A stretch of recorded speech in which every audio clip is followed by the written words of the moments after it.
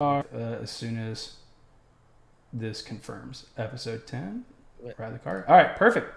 We are live. Oh, I forgot. I got to keep Heck yeah. this stuff up.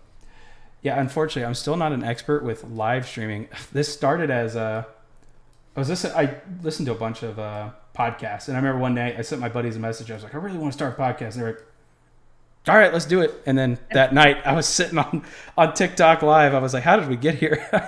Right? Go down that rabbit hole, man. It comes quick. Yeah, There's so much to it. You can just have like there's a million different routes to take, you know? it's crazy, the social media stuff. So quick introduction, Rye. Thank you for joining us.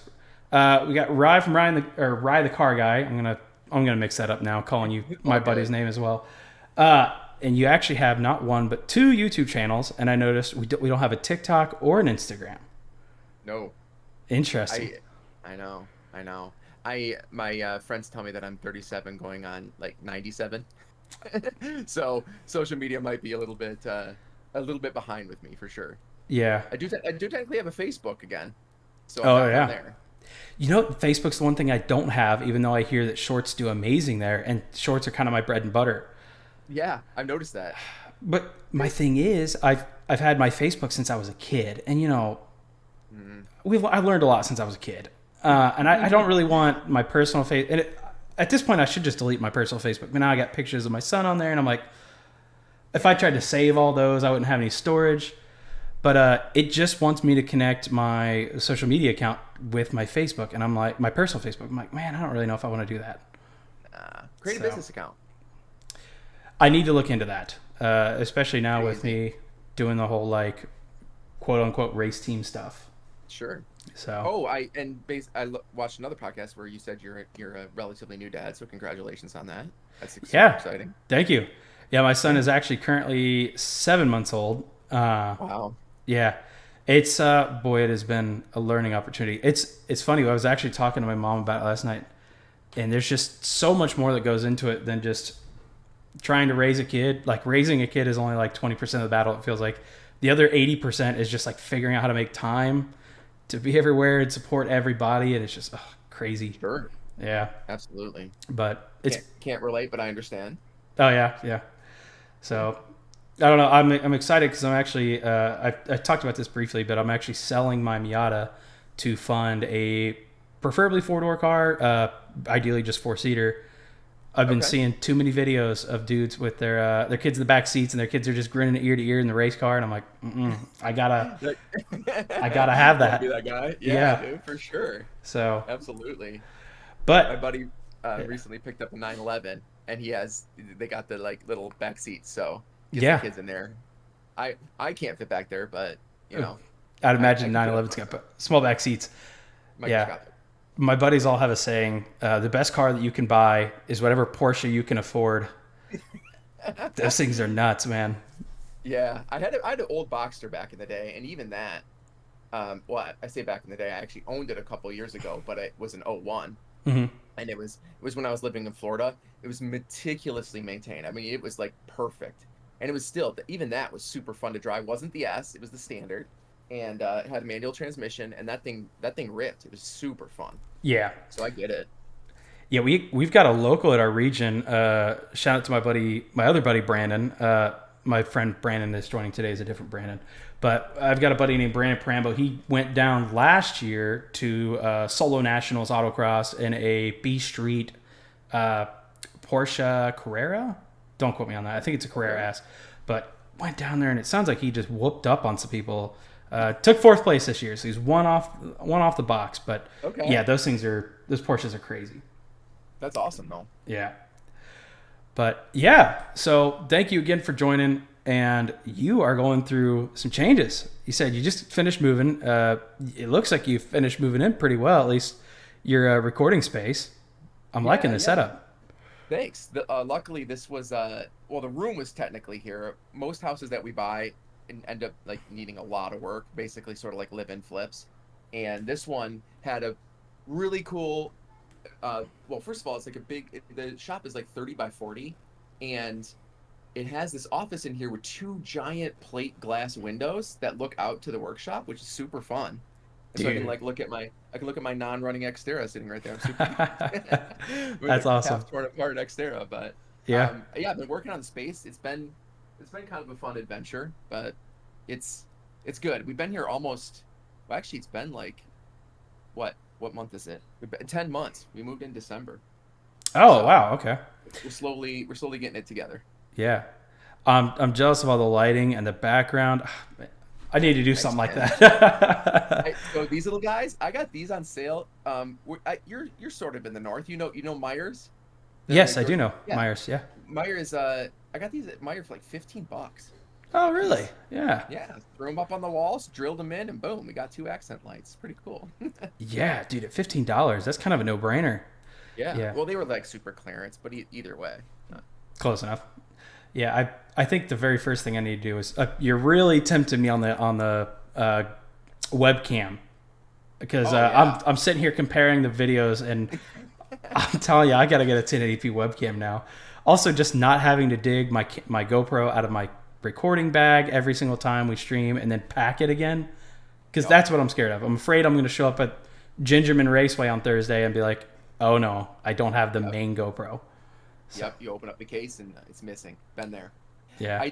I've used the software before, and I was using it as a webcam for a while. Though I think it was a Series 9 or 8, Hmm. and you're right though. Yeah, I mean if you're tempted to like leave it there set up, and only take it when you need it, but then sure enough you're Yes. gonna end up missing out.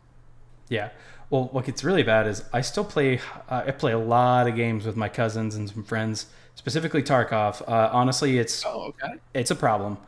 But so what'll happen is probably not tonight. I think I got to run around get some stuff before the race Thursday. But typically, it's just all right. Set the GoPro off to the side, get on Tarkov, call my cousin, and I'm pretty much sitting here until we're ready to put my son to bed. So, and Right then on. who knows where the GoPro ends up after that.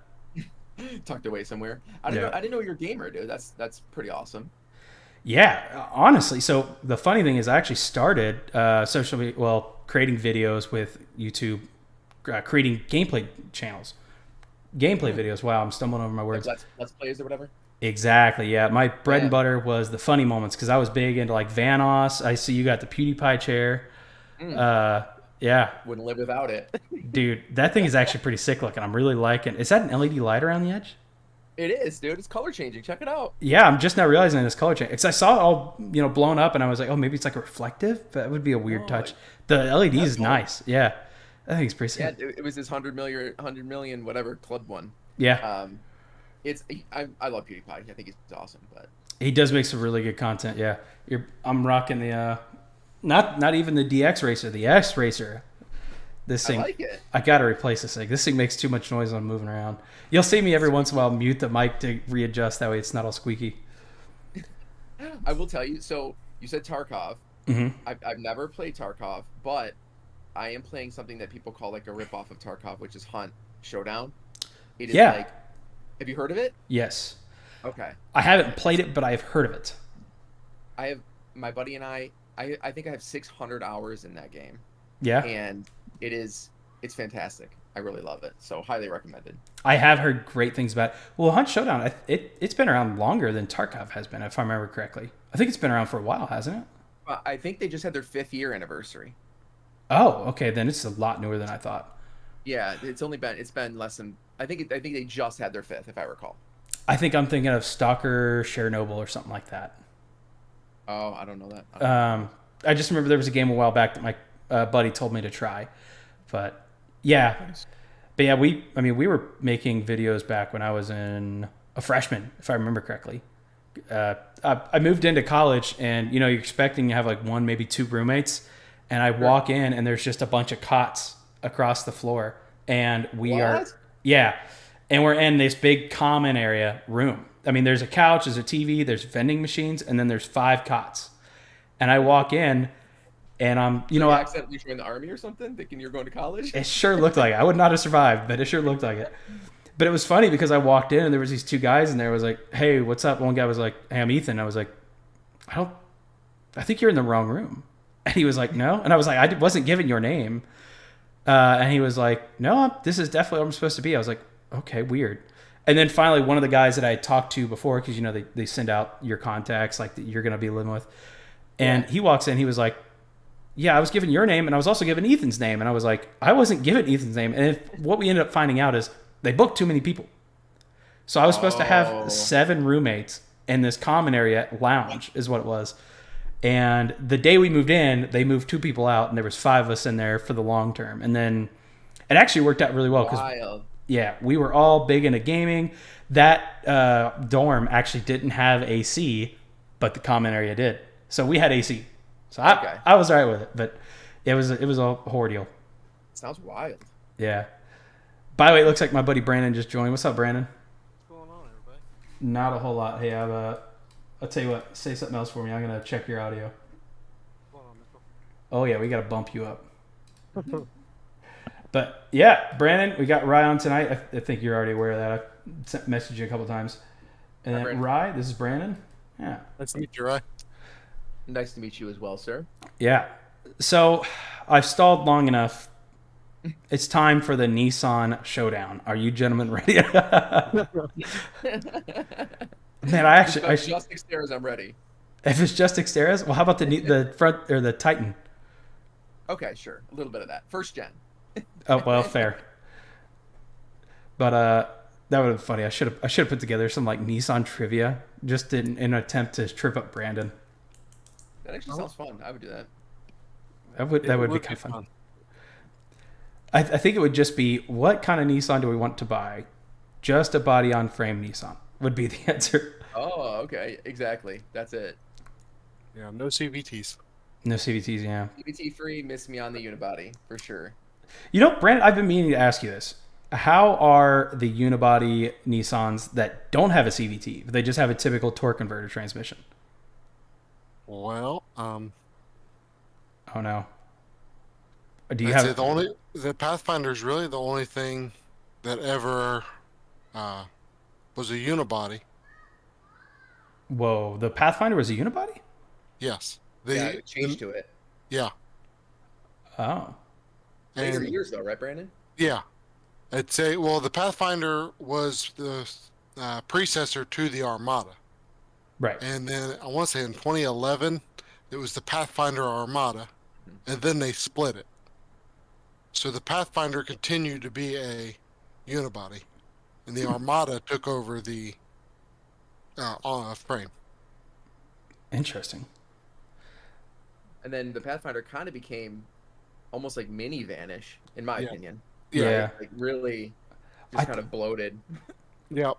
I thought I saw one that reminded me of like the Ford. Is it the Edge? I think it is. It's like that weird bloated hatchback.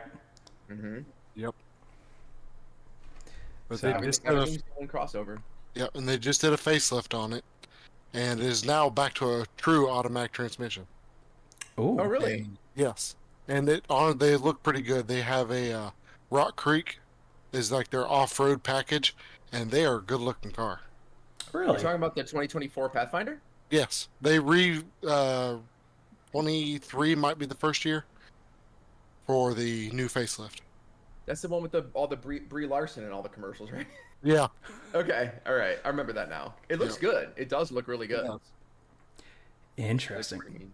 But I assume it's like a unibody, kind of like the Bronco Sport. Yeah. Okay. Yeah. To be honest, I don't hate the Bronco Sport. I don't think I'd buy one, but I don't hate it. I think it looks really good. I think they crushed the design of it. It reminds me of the old, what was it called, the Bronco 2 with those rounded wind. Yeah. So it's obviously an homage to that, and I think it looks slick. Yeah, I've seen a couple people take them off road. I think there's like a TFL and then a TFT. One's guns, one's trucks. So TF something. They took one off road. Yeah, pretty well. They took one off road, and everybody was saying like it does shockingly well, especially considering the fact it's independent rear suspension and it doesn't really have a ton of ground clearance. But yeah, they were saying supposedly all the traction control modes actually help it get along pretty well. It's interesting. Computers can do a lot nowadays. They can really pick up where other stuff kind of falls flat. Yeah, I think Toyota's A-Track system is a big testament to that. I've seen a couple dudes just try out the A-Track system on a video, and I was kind of surprised at how quickly it was responding. Yeah. There was Nissan had, and Brandon could probably correct me if I'm wrong. I could have swore they had like this faux limited slip that used like brakes or something to stop a slipping wheel. Was that a thing, or am I making that up? It was, but the only cars that get it are the GTR Oh, and the Nissan Juke. It's probably torque factoring then, isn't it? Kind of like the Yeah. Focus ST does. Yep. Oh, dude. So my Volkswagen GLI Mark IV 2005-ish had that. And I remember just during the snow all the time, I would be getting on the highway and I had it like stage 2, bro, whatever that means. And I just had a manual boost controller, just set it like close to 21 pounds. And I'd be getting on the highway every now and then with these junk tires and it would spin one wheel and it would do that. It would apply the brakes and I would get the most awful crunch. yeah. And I didn't know anything about cars to get underneath and look. I don't know if it was just the sound of the ABS and the brakes trying to do their thing. It was awful. And ABS is usually super noisy and ugly sounding. Yep. yeah, I love ABS and I think it's a great system, but I think car manufacturers get away with it. Did you ever see, I posted a video a long time ago that did okay. It was me just sailing off course in my Camaro thanks to ice mode. No. Actually, I don't think it did the views I thought. Anyway, there's a video of me sailing off course. It's one of my very first YouTube shorts. Black 5th gen that I used to have. It was a 1LE, so it was the Track Pack SS model. So 6-speed, V8, and had all the goodies. And for the life of me, I could not get that thing's brake or ice mode to stay under wraps. It would happen about once every 1 or 2 events where I would go to hit the brakes and I just wouldn't have any. The car wouldn't hardly stop. The brake pedal would feel firm like you're hitting the brakes, but you wouldn't be able to tell what was going on until you were like, hey, wait a second. I'm going to hit that corner worker. This isn't good. I'm watching it right now. Yeah, that's wild. Yeah. What you can't tell in that video very well, you have to really watch. You'll see my right knee kind of flexing as I hit the brakes once, realizing we're not stopping, and then I'm pumping the brakes. And typically pumping the brakes would give me the brake pedal back, but in this case it didn't. And I got the brake pedal back when I was actually in the field. And the whole time, you can hear me, because I have my buddy with me, we're co-driving, you hear me go, oh, that's ice mode, and he's just sitting there in the passenger seat like, why aren't you stopping? Because he doesn't know what I'm talking about. But That's wild. yeah. Brandon, that was Jay, by the way. And it was funny because I remember we went back around to the pits. After we soared out into the field, I back up, I'm driving around talking about it. We stop, and he goes, so why didn't you stop? I was like, dude, I couldn't. Yeah, not for lack of trying. Yeah, it was, I think honestly that was kind of the final straw. I was really afraid of the cost of that car for one. And then also that was when I had the baby on the way. And I was like, you know what, there's so much now I got to figure out. Yeah. I got to tell you, though, if you are still into Camaros, I have a Yes. buddy. His name is Zach Calvin. He's on YouTube, and he drifts one of those. And he has made it into an absolute drift monster. And I'm shocked the stuff that he does with that thing. Wait a So, second. Is it a white and blue 5th gen? it is, yeah. Oh Yeah, my he gosh. has it all decked out. Yeah. That's my buddy, Zach, yeah. From down Really? Florida. Yep. We used to work together. That's crazy. How do you spell his last name? Calvin. Calvin. Oh, Calvin. I am 90% sure I've seen this guy's videos. Nice. I have. I've Yeah, seen some this of them car. perform pretty well. Huh. That's crazy. Yeah, I remember I saw this car a while back when I had my 5th gen, and I was like, oh, that's pretty cool. He's getting really good. He's like winning competitions and whatnot. He's starting to go wild with that thing. And That's it's cool. a little less conventional, you know. You don't really see a lot of Yeah. Camaro drift cars. So I don't know if you guys follow Formula Drift at all. I know Brandon doesn't, but we've seen a couple of 5th gens in Formula Drift, Nice. like the Pro Series, and unfortunately those did not do well. One was owned by Pat Mordaunt. Oh man, I'm struggling with his name. It's been a while, so don't quote me on this. But he wasn't bad. He was a professional level drifter, but he wasn't very competitive in Formula Pro 1. So that might have been why that car really never saw great success. And then, man, there was another big drifter that actually did have success, and he was in a fifth gen for like a year or two. Really? Yeah, so it'd be interesting to see Zach pop up, and as he talked about running, Pro 2 and stuff like that. I'm not sure the all the details because I don't kind of listen to all that, but Okay. I just look at his dope videos and hang out with him. But Yeah, yeah. but no, the he also runs a Corvette as well. Hmm. I don't remember what one it was, but it was he shreds in that thing too, and I think he had S14 for a while too. Yeah. So he's been going nuts with that stuff. But I'm happy for him with he's finding a little bit of success in there. He's huge on Instagram too. So I'll have to look up his Instagram as well and follow him. I'd love to see that car shred.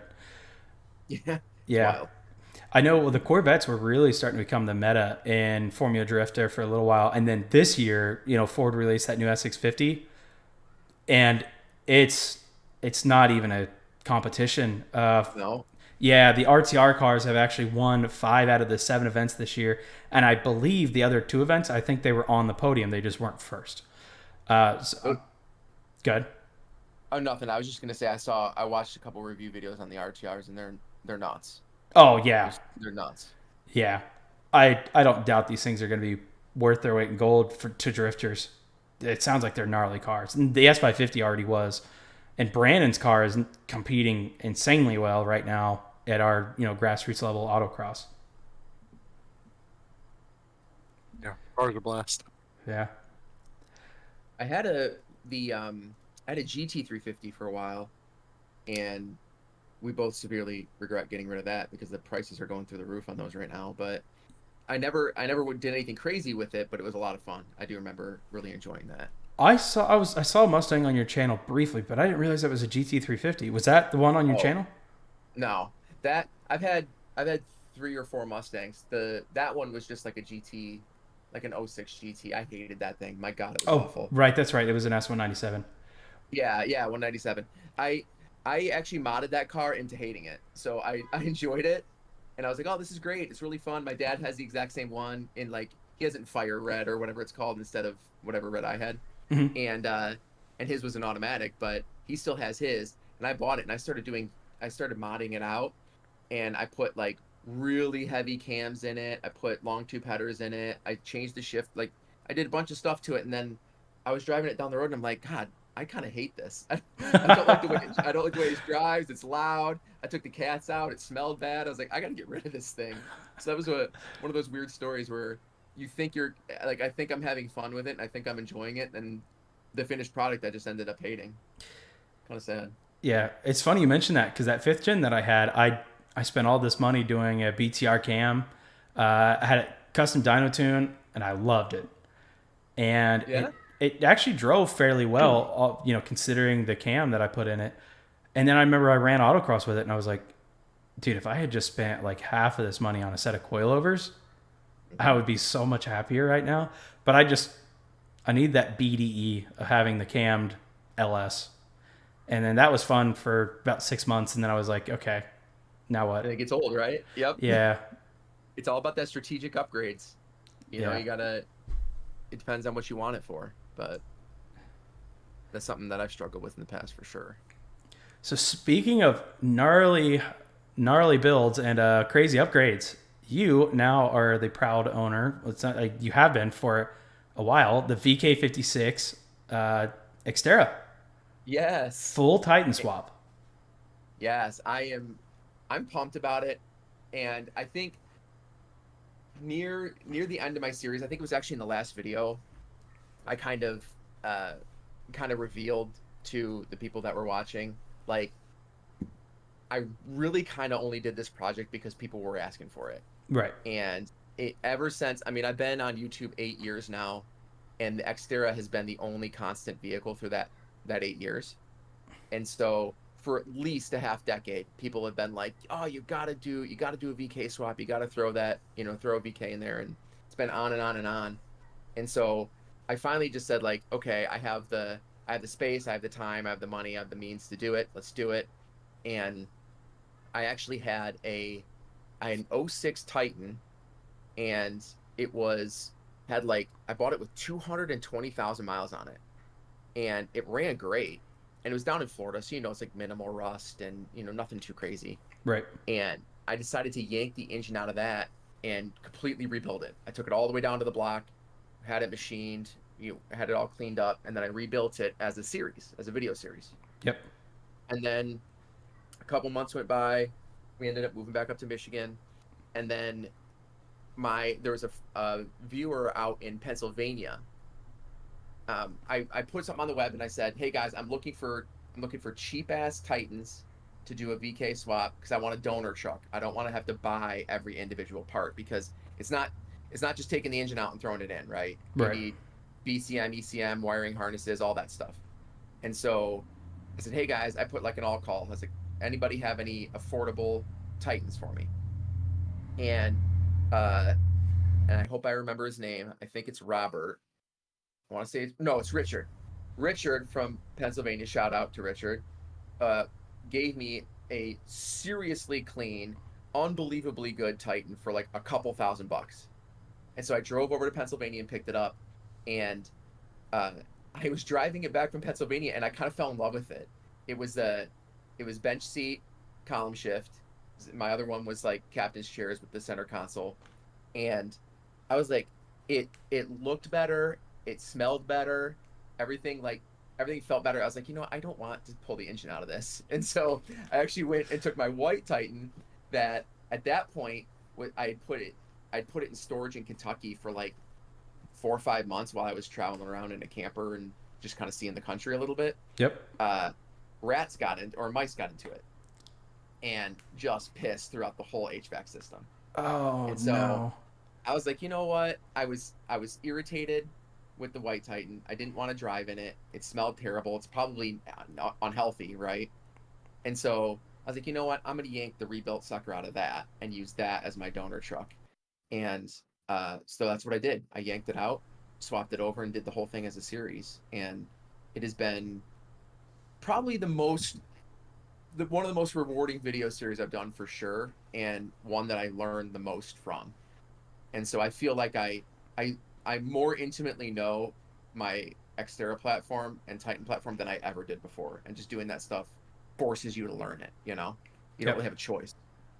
So yeah, I think you documented it exceptionally well. oh, thank you. Yeah, and I was following it. I got a little lost in the wiring part, if I'm being honest. Dude, that wiring episode was It's probably hard to watch. I'm sorry. Well, it's not that you made it hard to watch. It was just the fact it was like you either need to be following along, like doing your own, or you really don't understand exactly what's going on.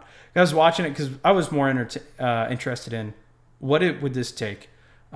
So I have fallen head over heels for my Xterra. Yes. Yeah. Gang. Dude, I got the Pro 4X. It's got some miles on it. It's got 160,000, and it lived up in Maine, so it's got some rust here and there. The exhaust is gone. Really? It's fully intact. There's no holes or nothing. But if a single catalytic converter clogs, it would be time to literally pull the headers off, because I'm not going to be able to unbolt them. Those bolts don't exist anymore. Oh. They're bad. Yeah. But the frame is in great shape. The body at this time is currently still in really good shape. It's got a couple like surface rust spots around the wheel arches, like you'd expect. But I was talking to my buddies, Brandon included, and I was like, I don't know what else I would buy. Like this thing go off road. It's comfortable enough. I can put my son in the back. I can put a stroller in the back. It does it all. I said the only thing it doesn't do well is like if I had to tow 6,000-7,000 pounds. But sure. the guy I bought it from was talking about towing a Corvette with it. We got a couple people in the chat, by the way. Megan Franks was saying, oh, her Rogue could use a little more power. I thought she was talking about the Xterra. But I was going there because, I got a set of 33-inch all-terrains on it. The V6 at times is not really wanting to do highway speeds as much as it would on 31s. Sure. So I was following because I was talking to my buddies that in 2025 we're going to run the Trans-American Trail, and I was like, I don't know. When I get back, maybe I just do a Titan swap. That way it could tow a little better, because I love the platform and it's got all the bells and whistles, and I don't really care about interior comfort. As long as the heat works, AC works, and that's really all I care about. And generally speaking, they are pretty comfortable cars. I like the driver position. Hmm. I like being high off the ground. Yes. I will tell you though, even if you take a VK and swap it in, which first of all would be amazing, you're still going to be limited by your wheelbase with towing. Like, Right. I wouldn't go crazy towing on an Xterra, even in the 8 ball, my V8 swap. I would be worried going real crazy or real long on a trailer, just because I mean you have a real short wheelbase. Yeah. But either Yeah. way, Yeah. I think the only time that I could see my Xterra not being able to tow what I needed to, because right now I have the Miata, and I'm actually about to tow my Miata to Gingerman with it on Thursday. oh, I was Yeah. just there. Oh, were you? Yeah. Were you just there mid last month? Track Nights in America? Yes. Really? Okay. Well, they're Were you running there? again. No, I was supposed to be there actually. Okay. Yeah, I was signed up, and then I my babysitter wasn't available, so I had to do dad duties. But I've rescheduled for this Thursday, so I will actually be there. Are you far from Gingerman? About 2 hours, hour and a half, 2 hours. That's not bad. No, Yeah, not bad at all. And it's like 94 straight across. It's boring, but it's an easy drive. yeah, So, yeah. Actually, I wonder if my buddy would be going by you. Because my buddy Ryan, he's coming from Detroit. I don't know where you're oh, at. I'm I'm I'm like just a couple miles west of Detroit. Yeah, Yeah, I'll be right. going right Yeah, by you then. that's But awesome. yeah, but yeah, I was following just because I was like, man, I don't know, like maybe in the future if I did get like a Mustang or a Camaro, something closer to the 4,000 pound range, I'd have a little bit more comfort towing, maybe 5,500 with an aluminum trailer. So Yeah, you're starting to push it. And there's people that I mean, if you go like the Xterra, I do the Xterra subreddit and like some of the forums. mhm. Some guys really they go way over top, Yeah, and they say it works, but I'd be nervous. I had a 17-foot camper, and it was dry. I think it was like 50, maybe 5,200 pounds, and I went and I got like a 2020 Ram diesel to tow it because I want to be less well under 50% of capacity. I'm such a baby when it comes to that stuff, but that's fair. uh, Better safe than sorry. yeah. Yeah. I don't know. My dad was always a little dangerous on that stuff when it growing up. We it's funny you mentioned campers. We grew up camping all the time, going all over the place, mainly Indiana, like Kentucky, Tennessee, and then they got Good into era. yeah, and they got into Florida for a little bit. But yeah, so he's always just kind of towed with whatever we've had, which heck at one point was like one of those. I think it was a 1500 Avalanche. Yeah, Brandon, correct me Oh, if I'm wrong. The Avalanche that was on a 1500 chassis, right? Yes. That's what I thought. But yeah, I think he was towing a little more than he probably should have. And they just got some big fancy camper, and he was towing that with a Cummins there for a little bit. oh, nice. But yeah, anyway, Thomas does the job. yeah, I got to tow a small trailer one time with two motorcycles in it with that thing, and I on the way home from Tennessee we were doing 80, and you can't tell there's a trailer behind that thing. Exactly. Yeah. Yeah, I mean, that it's so ridiculous towing with those. yeah, I mean, if it weren't for wind resistance and it flopping around in the back a little bit, I mean, even with the 5,000 pounds, it was like nothing. It yeah. was crazy. I meant to ask you. I've actually got that on my list of stuff to talk about. I was watching your video where you were like, "Yeah, we're moving and we're just hanging out in the camper for a little while." Was that Yeah. before moving to your current setup? Yeah. So we were going to. Funny enough, we were actually going to move. I think you said in one of your other podcasts you were near Indy, Yes, and a little yeah, south of okay. Indy. Yep. Oh, so yeah, we were literally looking in the like northern Kentucky, like Covington type area before Yep. moving up here. We would have been like, or like what's it called over there? You mentioned, is it Florence, Kentucky? Yeah, You, Florence. That's it. yeah, I was in Yeah. and around that mall all the time growing up because I grew up in Milan, Indiana, which is actually closer to Florence, Kentucky than Indianapolis and all that. Yeah. So that's where you go instead. Yep. Um, but yeah, so that's where we were gonna end up gonna land, but we ended up moving back to Michigan. Both of our families are up here, so Mm, that's why we ended up back in Michigan again. But the before that, I was actually towing with the White Titan. We had that camper, and we started towing that around. We just wanted to. We sold the house down in Florida. We were kind of playing the housing market a little bit, Prices were obscene. We didn't know they were going to get even worse, but we sold the house down in Florida and said, well, screw it. Let's just go let's go hit a couple states, go hang out for a couple months, just kind of do our thing. That's when I took a break from Ride the Car Guy, right? I couldn't exactly work on vehicles, driving around the country. But Yep. so we went all the way. We went as far west as like Middle Texas, and then we hit Louisiana, Mississippi, Alabama, Georgia, Kentucky, Tennessee.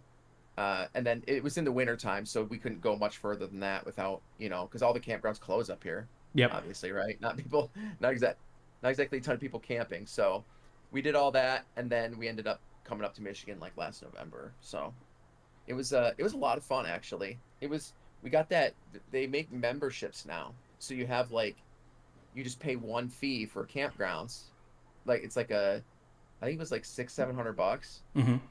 but then you get like you can camp at all these different campgrounds without fees. Is So it like the KOA thing? no, I think it was Okay. called Thousand Trails. I think it was called Oh, Thousand Trails. okay, never mind. And they just have a bunch of like private places. I think KOA also does a membership, Okay. but this one was just a different network. Interesting. Yeah, I don't even remember what KOA is. I just know I've seen KOA outside of a campground. Oh yeah, KOA is a huge network. It is a huge network of Oh, I didn't campgrounds. realize that. Yeah, they're all over I the place. yeah, I think I only see one, and even then, actually, I don't even. I think that's one of the few campgrounds I haven't stayed at personally. I'll tell you, give me 2 seconds. I'm gonna mute this, shut my window, and then turn on this light. That way, I get Oh, we're better gonna have a lighting. beer.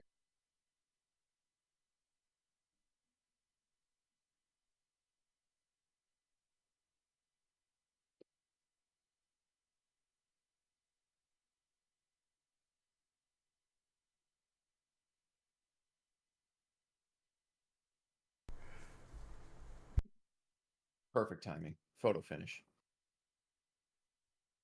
That's how you like to do it. So, this is a topic that I also had listed. So, I put on the podcast you're a Nissan enthusiast, but scrolling around your second page, you've got a handful of different vehicles. I think I'd seen the Dodge you mentioned, obviously the Mustang. You had the Chevy Bolt, which you are a huge fan of, and you recommend to everybody. 100%. Yeah. I have a little bit of confession about that, but we can, if you want to get into it, we can. Yes. Tell me about the Chevy Bolt.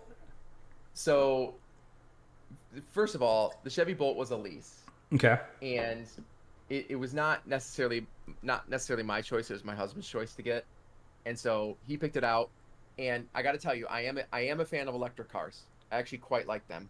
In fact, I had Brandon might know if they're crap or not, but I had a Nissan Leaf and I adored it. Right, I loved that thing. I mean, they seem to have almost like a cult following. Like Oh yeah. people absolutely love them. And I'll tell you, if I were to get one today, I would probably go back to the new Leaf. I had one that I commuted in for a couple years and just loved it. So we got rid of it when we moved. Well, again, we actually moved back to Michigan in 2018 as well. We move around a lot. And when we moved back to Michigan, it was just super impractical to commute in because in the winter, it was a 2013, I think. And so its battery range was, first of all, they're not great to start with the first generation Leaf. Yeah. That's a long time ago now for electric cars. In the electric car world, 10 years is might as well be a century. Right. So so commuting in the wintertime with that, it's an absolute joke, right? So we got rid of it once we moved back up here. But nowadays, with like battery conditioning and battery capacity getting as good as it does, I would definitely go back to a Leaf. But the Bolt, Jesse picked that out, and he leased it.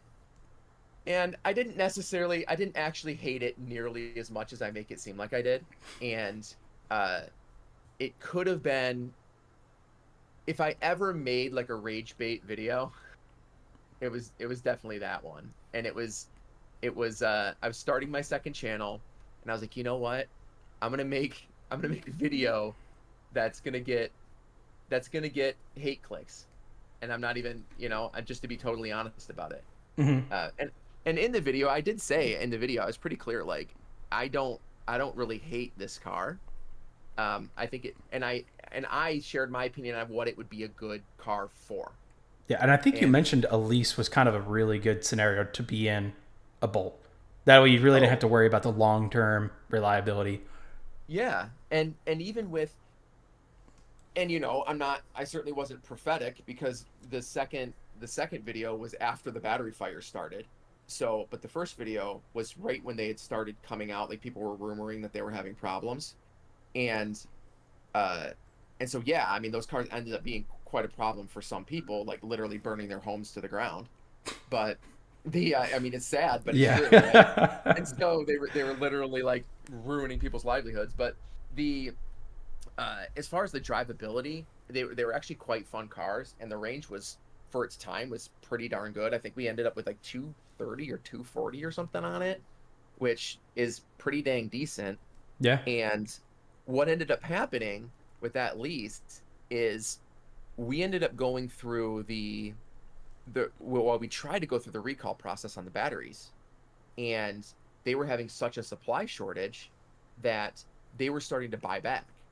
And so what ended up happening is, by the time we had the car for a year, we had a 3-year lease on it. Or yeah, let's just say we had 3. I think we did. We owned it for a year. They ended up paying us every last dime of our lease back and then some, and they took the car. So quite literally, we paid negative money to drive that car. We Can't paid beat that. zero. I That's a know, good right? that's a good gig. Yeah. Yeah. So I mean, and we enjoyed it. We liked the car. We drove it for a year, drove it around town, and it was excellent to not have to go, get gas in it. And then they ended up paying us back and then some. So, I do I regret getting it? How could I? Right? Yeah. I enjoyed that car a lot. And so I knew that I do have very strong opinions on certain things, and like really shitty interiors is something that I'm passionate about. It drives me nuts.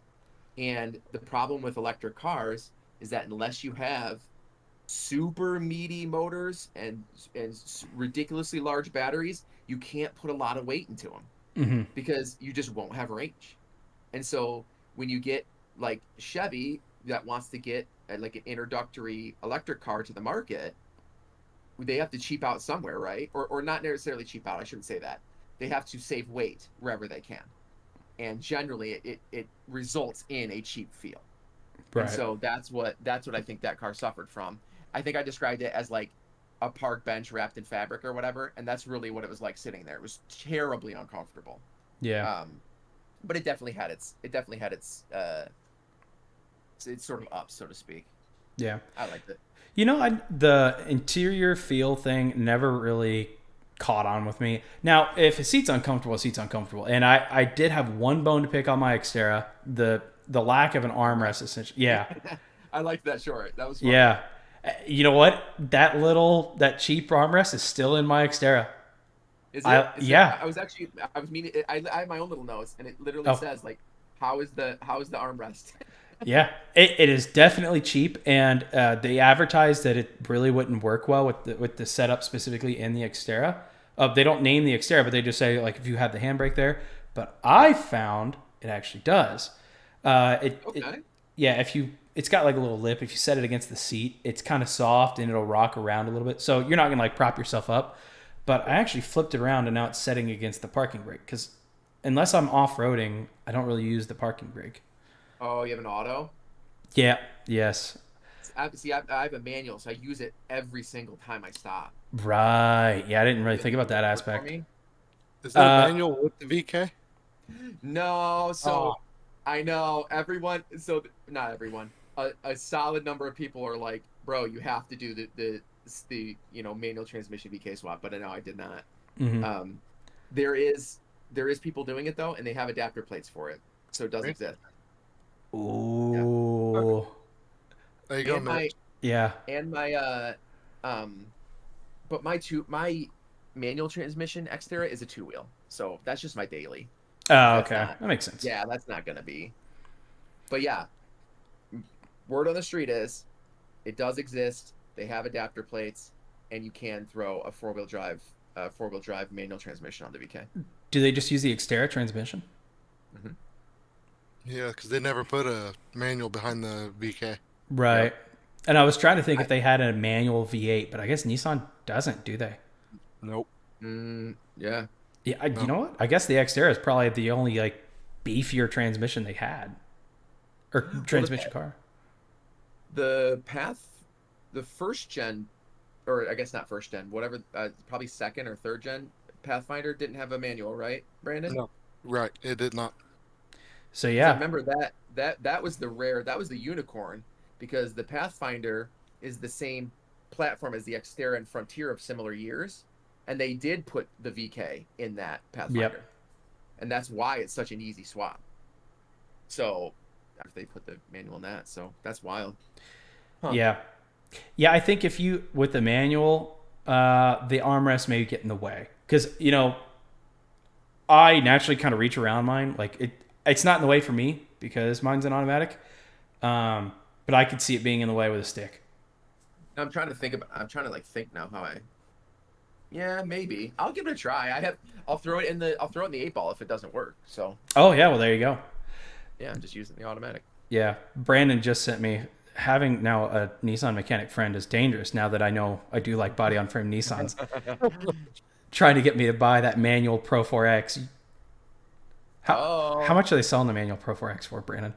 I'm sorry to tell you, but it already sold. Oh, But 13? it was 16.8. 16.8. okay. Never mind. I can't. Really? Okay. I'll tell you though.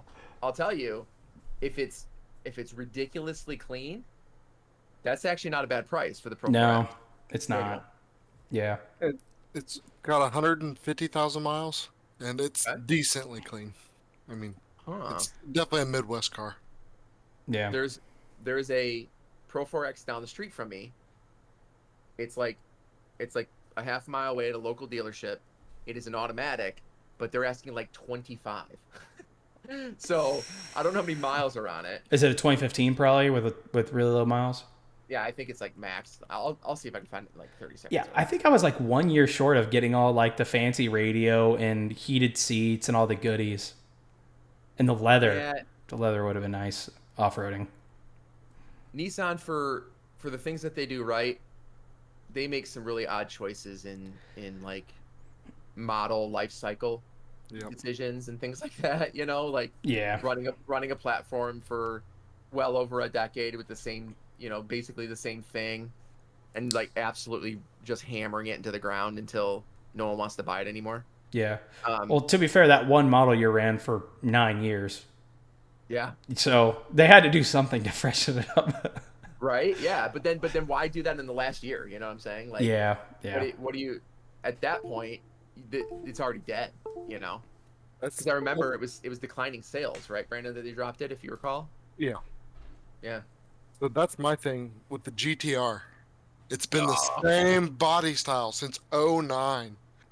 And for the freaking price tags, how can you expect people to pay that? Yeah, we just got one in, and I want to say it was 125 without dealer markup. Wait, weren't they originally Oh. $60,000? Weren't they like 60 or No. 70? When they first debuted in '09, they were 85, I believe. Okay. But as soon as they hit the dealer, they shot up because dealers were like, "Hey, look what we got," and they had the dealer markup. And then Nissan's like, "Oh well, if you guys are making this money, we can make this money." So then they brought them out, and then that was when they crested 100. Yeah. Gosh, that's wild. I love dealers. Well, anyways, back to that Pro 4X, it's 21,000 and has 99,000 miles on it. What? So, yeah, I mean, Man. it might be one of the cleanest I've ever seen. Is it like the top trim, like leather, heated seat? Yeah, it looks like. Okay. Well, And it's the 2015. It's pretty lit. But, yeah. I still don't think I paid 20 grand. I started feeling guilty about I paid 10 for my automatic with 160. And mine's a 2011. okay, I mean that's not terrible though. No. In the market, for the market, I Yeah. paid 3,500 for mine 8 years ago. So, Wow. Yeah. but that was a 2-wheel drive manual, so that was like dude, mine has my main Xterra has crank windows. I mean, it has nothing. Really? I didn't Yeah. realize that was an option on those.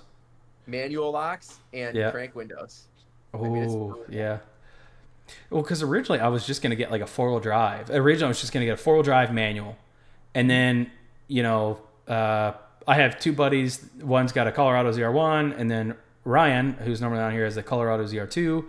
And they were like, just get something that's off-road capable. Like, you won't regret it. And then I bought the Pro 4X. And then, to be honest, I used the locker one time legitimately on purpose. Like, I took a bad line specifically to use the locker. Yep. So, I mean, there's a what do they call it, like the law of diminishing returns or whatever, where you just sort of like you get to a point where, are you really going to use the things that you buy?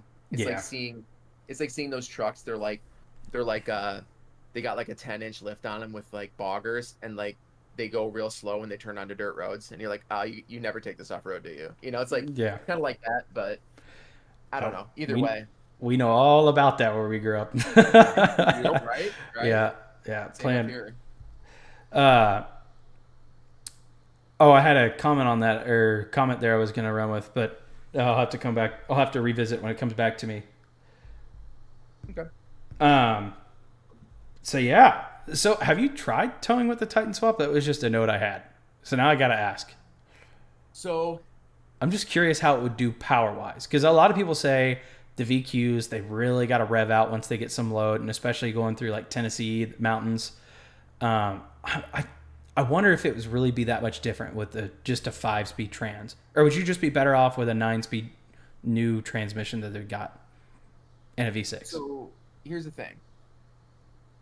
A little insight to how I kind of do things at Rather Car Guy. I don't really drive my vehicles very much. Oh, so I am kind of the guy. I like to work on cars. I'm not a huge fan of driving them, and so that is something I'm trying to change. And I do plan to make like off-roading content and things like that with the 8-ball once it's done. But the 8-ball has kind of been an obnoxious story, because I bought it. I actually drove down to Alabama to buy it. Mm-hmm. And I bought it specifically in Alabama because I absolutely adore Southern trucks. They're amazing to work on. Low rust, everything comes off nice and easy, right? Yeah. I got so spoiled when I lived in Florida about 10 years. Got so spoiled with Southern cars. So I hooked the trailer up to the big old Dodge, drove down to Alabama, drug it up. Now, it was a great vehicle. It was super clean. It does, it was the standard. I think it was an S or SE with the 4-wheel drive. Mm-hmm. And the tires were absolutely abhorrent. They were absolutely horrendous tires. So I said, fine, I'll deal with that later. I did the whole VK swap, and then I drove it like, I don't know, maybe a half a mile. And I was like, okay, that was fun. I came back. I said, I shouldn't drive it crazy. I shouldn't drive it much at all with the tires. I mean, we're talking like pieces of the sidewall coming off. Oh, right? wow. Yeah. Like, nearly seeing bands at the top. So I'm like, I literally should not drive this. It's dangerous. So I ordered some tires from my buddy down in Alabama, same guy I bought the car from. And I was supposed to go to Ireland. I don't want to get too complicated with the story.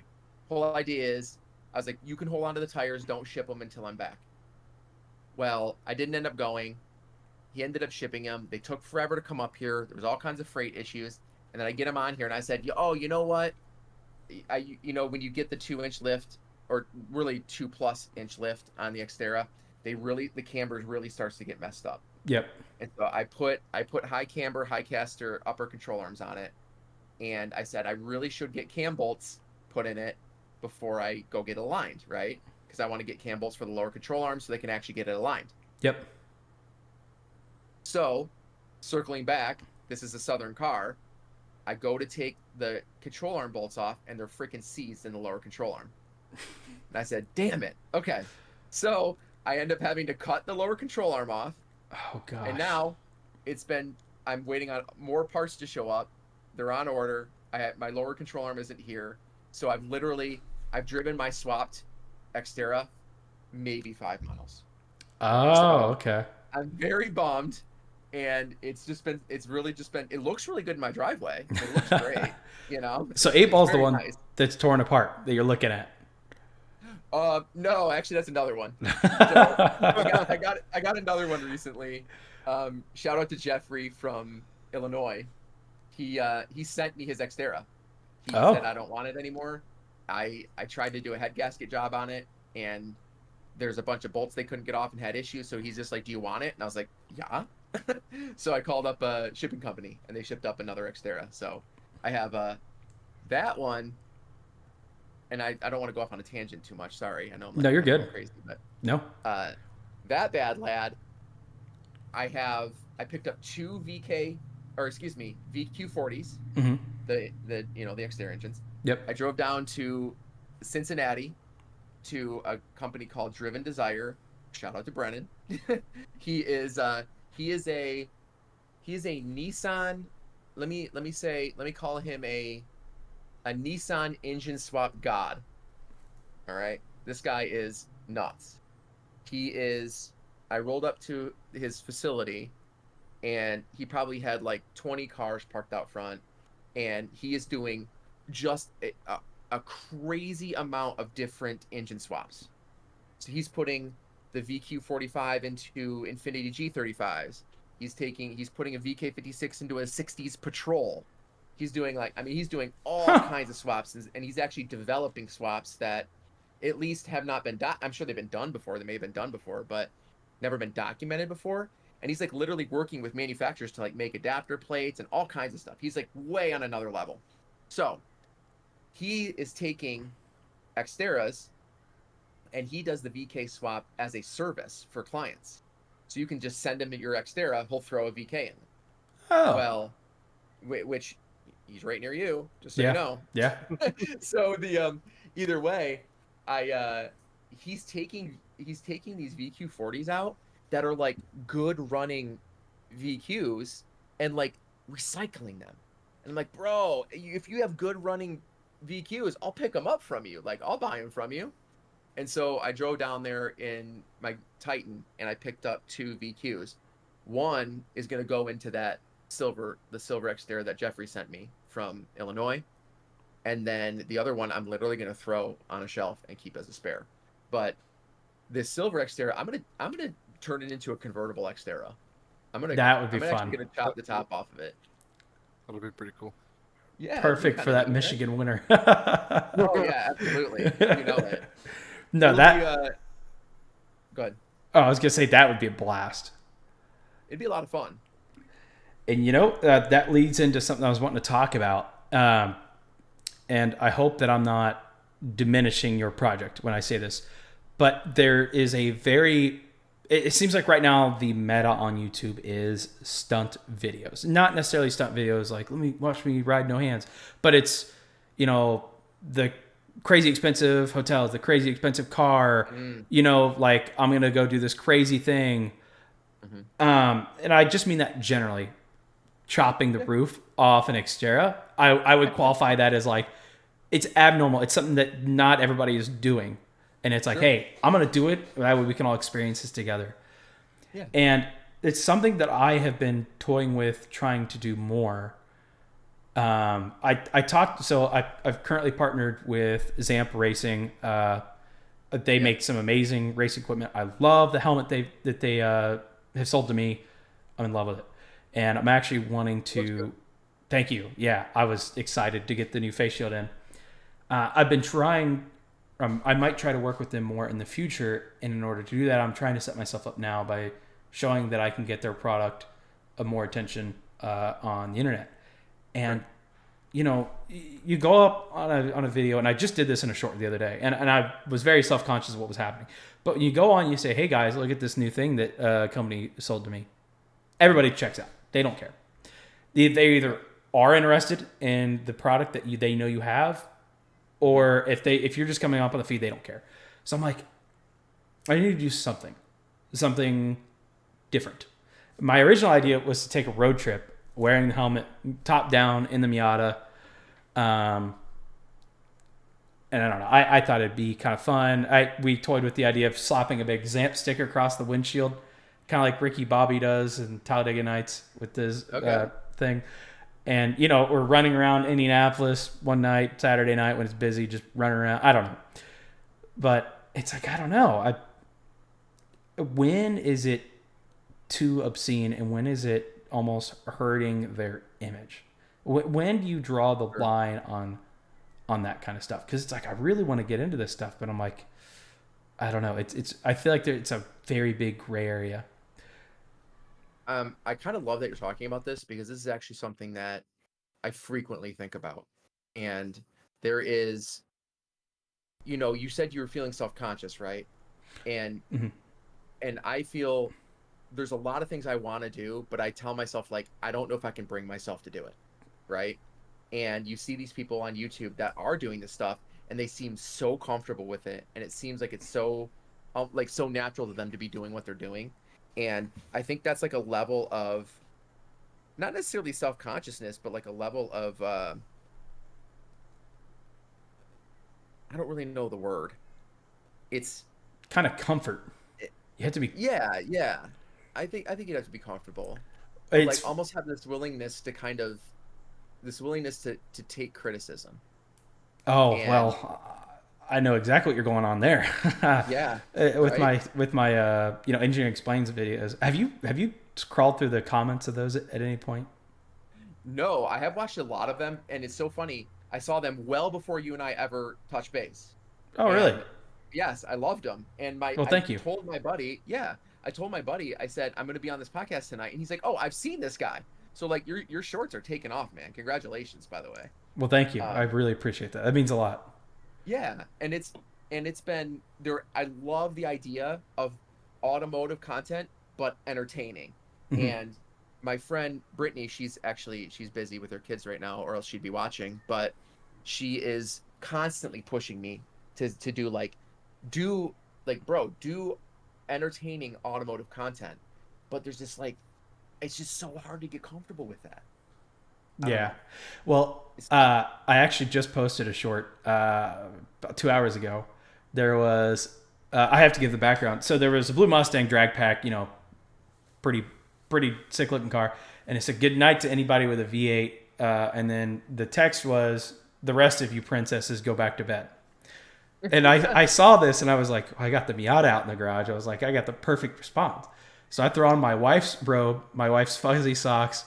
I grab her Squishmallow, some other of her stuffed animal. I grab my pillow. I walk out with a pink robe, and it's just that clip, and then it cuts to me like, you know what? I am the princess. Or I don't remember what I said now, but I was like, I posted that, and then my cousin commented. And he was like, "You need to stop." Yeah, where's the line, man? yeah. It's I don't mind being the butt of the joke, and especially with my engineering explains videos. Oh, next time you see one of those that's gotten more like a decent amount of views, peruse the Yeah. comments. It gets Okay. nuts. I've had to step in a couple of times when Oh, people have really? gotten carried away. Yeah, there's a couple comments that I've had to remove. You know, Oh, yeah. I'm trying to think okay. if I've actually got like real death threats. If I haven't gotten real death threats, it's Oh, gotten pretty close. But that's like very rare. And I'll be do a they not couple. understand that it's satire? Is that the thing? You would be blown away. There's so many people that Really? miss the satire. I truly don't get it. I had to. It was around video 15 ish where I actually started writing satire on the whiteboard, which is now a common thing, but That that is. wasn't. Yeah. And I made a video talking about coolant leaks. And you said you saw the coolant line on the back of the Xteras that pass Oh my over God. to. Yeah. Well, Brandon was actually the one that suggested I change that ahead of time because he was telling me they crack all the He's time. probably replaced a lot of them. Yeah, Yeah. but I made a video and I At was least like, theirs. "Oh yeah." Have you looked up that Z1 off-road fitting, by the way? No, I actually ended up going with a aftermarket, but it was a third. Oh no. I went OEM. Yeah. But I did look at them, and they look stout. They look really well made. Um, Brandon was telling me about how hard those are to bleed or to burp. I yeah. opened up that bleed screw, just let it trickle out, put the cap on. Listen, I did it. Really? I did it half drunk. I wasn't even paying attention, and it blew higher immediately. There was no burps in this, or there was no air in the Really? system. It did amazing. Yeah, it Wow. made it a breeze. But That's pretty nice. yeah. But I just remember, so in that video, I was saying, it was like, oh, yeah, we design your cooling system to fail. So if it's ever leaking coolant, just let it go. That's right. And somebody messaged me on Instagram and they said, hey, this is fake, right? Because my boyfriend is freaking out. he's saying that you're being legitimate. Like, should I actually let it go? And I was like, no. I was like, please don't ignore it coldly. Yeah, that's dangerous. Yeah. So that was when I was like, okay, we're gonna have to put something in here. Yeah. But yeah, so I don't mind being the butt of the joke, but if I'm trying to get views, especially for somebody that's willing to work with me in a brand that I do enjoy, I cut this out of a lot of videos, but I've been wearing Zamp for over 3 years. I convinced Brandon to buy a Zamp helmet. All of our local regions, multiple local regions, they always hand out Zamp. I think they're just great, affordable products. Anyway, so I want to support them, and especially if I can, work with them again in the future. But it's like, you got to be careful. You don't want people to get mad at them or not take them seriously. It's a fine line. Well, so 2 things. First of all, if I get into racing, I'll definitely check out Zamp. So hit me up with a code or something. Yeah. I don't know if you do. I don't know if they have if they have a profit share or whatever with you. You don't have to tell me that on camera. But either way, if you do, hit me up. Then also you were mentioning like driving around wearing the helmet like as a promo. Mm-hmm. That sounds fun. But like if you want to like make it goofy, maybe just wear like literally wear the helmet everywhere. Like go get coffee and like still be wearing it, or like like just go do like live throughout your day with the helmet on. Yeah. It sounds kind of fun. But, yeah. But you're right though. Like and a lot of companies, if they're, and you could just straight up ask them like, how much creative license do I have? Like if you have do you have a specific rep that you work with, or is it general? I do have a representative that I'm in contact with. Yep. Yeah, hit them up and just be like, hey, or pitch them the idea. There is I was working with Super Clean for a while, and Super Clean was like, I would just shoot questions over. I think her name's Jessica. She's great, and I was just like super responsive. I hit off some stuff and I say, hey, is this cool because it's usually like I want to pitch another product or have another product in the video that doesn't necessarily directly conflict but might. And so like I'll run questions past them and they'll be super cool about it. So see, I hadn't even thought about that, a conflicting part, because actually I don't have anything else safety wise that isn't Zamp now. I've just got their gloves and helmet, but I do technically still have an old, I gotta remember the name. Oh, Icon motorcycle helmet from when I was in college. It's been out of rank, but it didn't flow any air, and it was well broken. It was just kind of ugly. Yeah. It wasn't a bad helmet, but it was not an automotive racing helmet. It was clearly a motorcycle helmet. Yep. Which a lot of times they won't even let you run, right? Now they won't. Yeah, I used to be able to get in when I first ran autocross, but then after my very first year, I went and bought the Zamp. Really before I knew they were. So. And it's killer. Yeah, I love it. And by the way, I'm actually pretty transparent about, if a company is working with me, which right now it's just been Max Speeding Rods and Zamp.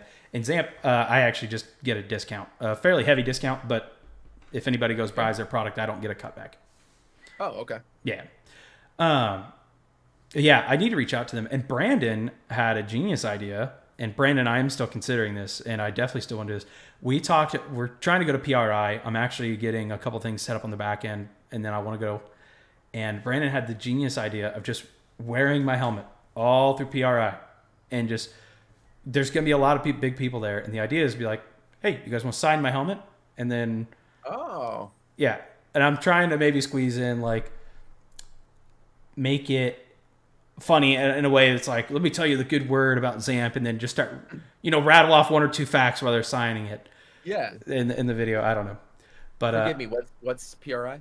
Oh, performance racing industry, right, Brandon? Yep. And Brandon, you've been a couple times. I'll let you describe it. So, I've been 3 times now, 3 or 4 times now, and what it is all of the big name manufacturers show up. And they have their stuff on display of, from anything from turbos to brake lines. And they are there more or less just kind of showing, hey, this is what we've got coming up. And just getting in contact with the smaller businesses, and it's just. Mm-hmm. Is it kind of like SEMA? Is it like. Yes, it's just no cars, really. I mean, it's mainly just parts. Yeah, just parts. Well, Okay, very cool. there was a PRI Mustang that spun out. What was it? 2 years ago? 3 years ago? That's what they Right? do. Yeah. That was like at the hype of like the Mustang crashing into people meme. I I mean, it was know that funny. got so big, man. I I'm saw it gonna, everywhere. oh yeah, but it still kind of is. I would take a second. Let's check out some of the comments. We got Mo's Garage and Megan Franks hanging out. Thank you all for hanging out. I really appreciate you, and I apologize for not reacting to comments as quickly.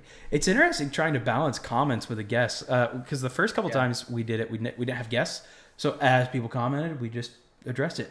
And then we had our first guest was oh, why am I forgetting his name? I know his name. Billy Tio. He ran the Trans American Trail. He's got a excellent video, him and his son running it. And Very cool. I remember we had a couple people stop by, and I was like, I don't want to interrupt him, but I do want to address the comments. And so I think It is a balance. it is a balance you've got to learn. So Are you running it? Are you running the module inside of OBS, or are you running it? Are you just watching the YouTube stream? I'm actually running Restream, which is running through OBS. So I've got a little pop-up window with chats from. It looks like this is all YouTube. Actually, I forgot it gives you a little notification. To be honest, I really need to push Twitch because I just created the Twitch and started streaming there one day.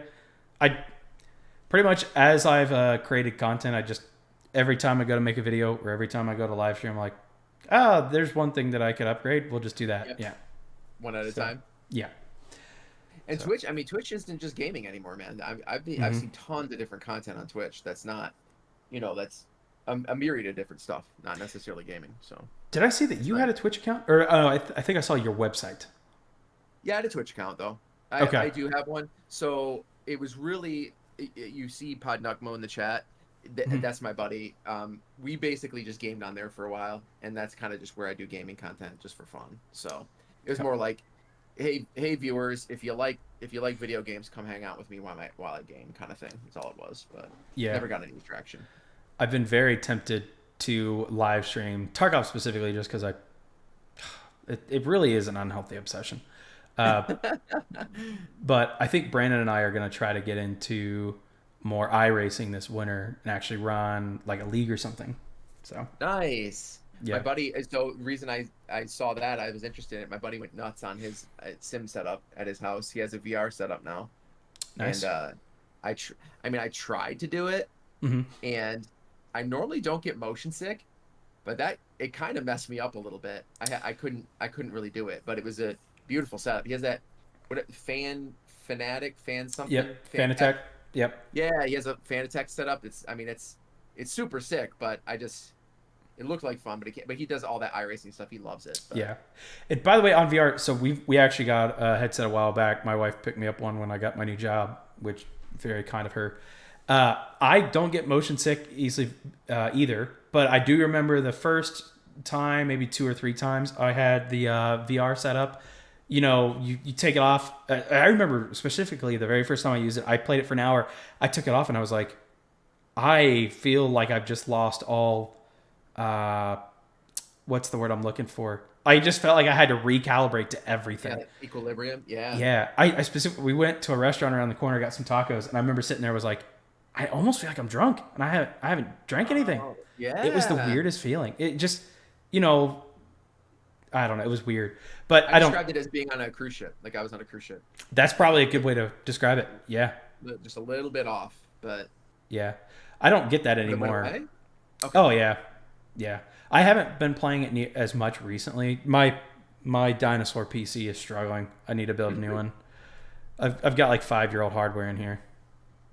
Yeah, So. I built mine back in 2018, 19. But I've been upgrading as we go. But either Yeah. way, it's one of those things. Yeah. I was actually had a question for Brandon because I literally this afternoon I was going to go interview. I got my mechanic certification, my Michigan mechanic certifications. I have a couple now, and I was gonna make a video on it on my second channel because I was it's just something that I've been wanting to do because everyone's like, "Oh, are you a mechanic?" I'm like, "No, bro. I wrench in my garage and make videos about it. Like it's nothing too serious." But when I realized in Michigan you can go get like state certified, I went and did that, and it was a lot of fun. But um, I was thinking about becoming a mechanic and actually going and pursuing that career. So I just wanted to get like the thumbs up or the thumbs down from Brandon. I don't know if this is too public of a venue to ask that question, but No, no, you're good.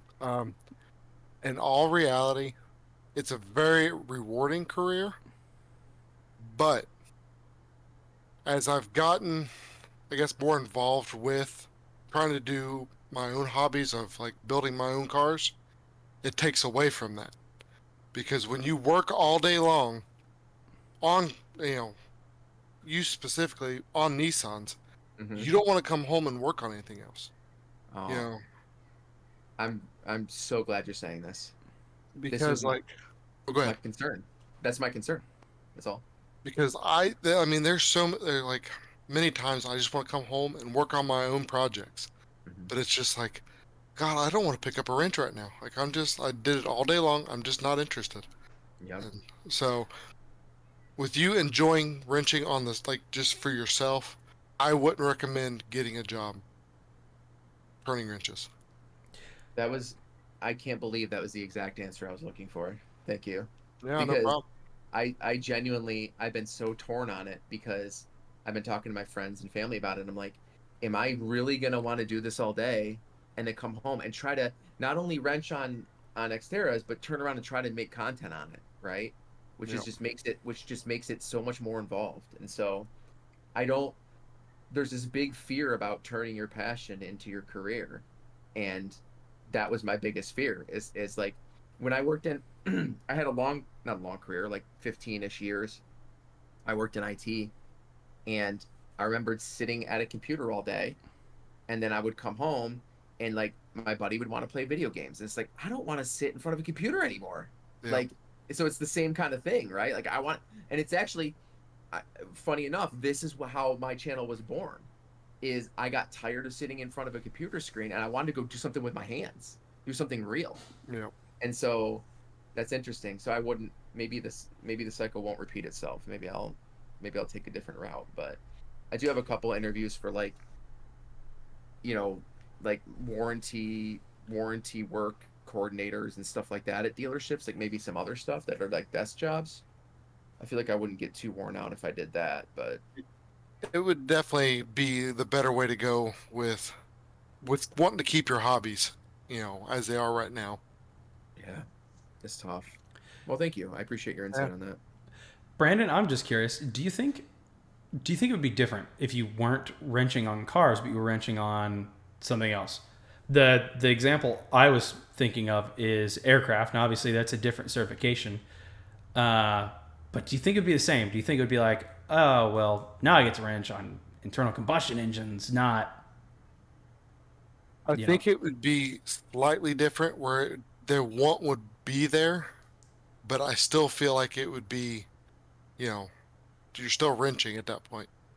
Just the physical Yeah. labor, the Yeah. exact same motion over and over. That makes sense. Right. Yeah. I can tell you. I mean, I don't know how you do it, Brandon. I'll make a video. I'll record for I don't know. Let's say I record for 4 hours, and I'm like, okay, I'm done. Of course, I guess I'm laying on the floor on jack stands. You guys probably, I mean, you guys have two posts and stuff like Yeah. that, but even still, it's like, my God, I couldn't imagine doing this all day, every day, in and out. Like, I would lie if I put in maybe 10 hours a week on Ride the Car Guy, like physical labor. So Yeah. like, bless your soul, man. I don't know. Yeah, I could definitely consider that, or I would definitely imagine that would be conflicting for sure. Yeah. A big thing to me is the fact that every day is different. You're not dealing with the same problem over and over again. That So is you nice. you do get the oddball cars and oddball problems to where you actually have to put your mind to it. Yeah, what do they say? Variety's the spice of life or whatever. Yep. That's interesting though. And you don't work directly with clients, right? The advisors do that? Exactly. Yeah, that's nice too. Working with the general public is so tough. Yeah, I'm definitely not a people person, so it's like cars don't talk back, cars don't, Right on. don't They don't don't try to argue tell with me they're you. pumped. Exactly. Cars Yeah. don't tell So you their cousin's brother's mechanic boyfriend fixed it. Yep. yeah, Well, that's wild. So because I was looking at, I worked with the general public for a while, like working on IT, work with stuff like that. But I was looking at advisor positions, and my husband was like, "Bro, that is not for you. Like, what are you thinking? Like, you don't want to work with the general public." And I don't think I want to do that either. But no. it would be fun to work in the industry, do something kind of behind the scenes. But I could also fall back on IT. I could do IT stuff too, but it's just kind of interesting. That's wild. I don't know. Well, In my experience, the automotive space is just no crazy no matter where you're at. Because now I've seen design and I've seen manufacturing, and manufacturing is running 1,000 mile an hour trying to get an insane amount of product out in a year just to change everything. You know, yeah. so it's like I don't really know. Honestly, I don't remember if there was any downtime in manufacturing automotive related stuff. Design wasn't always a crapshoot, but the problem is when it gets busy, it gets busy. You slammed. Yeah, and it sounds like that's Brandon. It sounds like that's how the mechanic stuff can be as well, right? Yeah. Yeah. And well, It's we got the fun. other sales side related covered. My dad's car salesman, and Oh yeah. yeah, it's also extremely seasonal. Actually, he's got about another 2 months before it just goes to nothing, where everybody's just saving for Christmas and then recovering from Oh, that's Christmas. a good point. Yeah. Yeah, that lull. And I mean, a lot of people, and car shopping is a lot of times an outdoor thing too, right? You want to walk around and look at Yep. cars, and if it's just shitty out, you don't want to do that. Yeah. My dad was in manufacturing as well, automotive for most of his career, Hmm. and he was like wiring harnesses and stuff like that, and seats and stuff for a while. But but you're right. It's like it can just be absolute balls to the walls for a long time. And he was flying all over the world too, which is just like, ugh, I don't know about all that. But You know, when I was single, that sounded like it would be kind of cool. I did get yeah, to fly out one time with my previous employer, and I remember like you get on the company jet, you're like, I that's am it. somebody. Yeah, Yeah, I made it. yeah, That's really cool. I used to travel a lot, but certainly commercial, never private. But um, it's fun. I traveled the country though. I didn't go overseas and whatnot. But it is fun for a while, but it does get old. It really does. yeah. Well, heck, my buddy Ryan, he was in I guess automotive manufacturing, and it was kind of a hybrid. But heck, they sent him to Japan for 2 weeks, which I'm like, going to Japan would be cool, but at the same time, 2 weeks. I mean, it was 2 weeks nonstop. I was like, ugh, Ooh, that might be a little bit much. yeah, for sure. Hey, It Brandon, definitely is. we got a comment from Moe's Garage. He's talking about his Xtera's got timing chain slap. Uh-oh. So now I'm curious, Mo, what generation Xterra is this? That's going to be the generation before yours. I hope so. Because I'm at No, 160,000 miles. I mean, 200,000 miles out of a well, timing chain is kind of what I expected.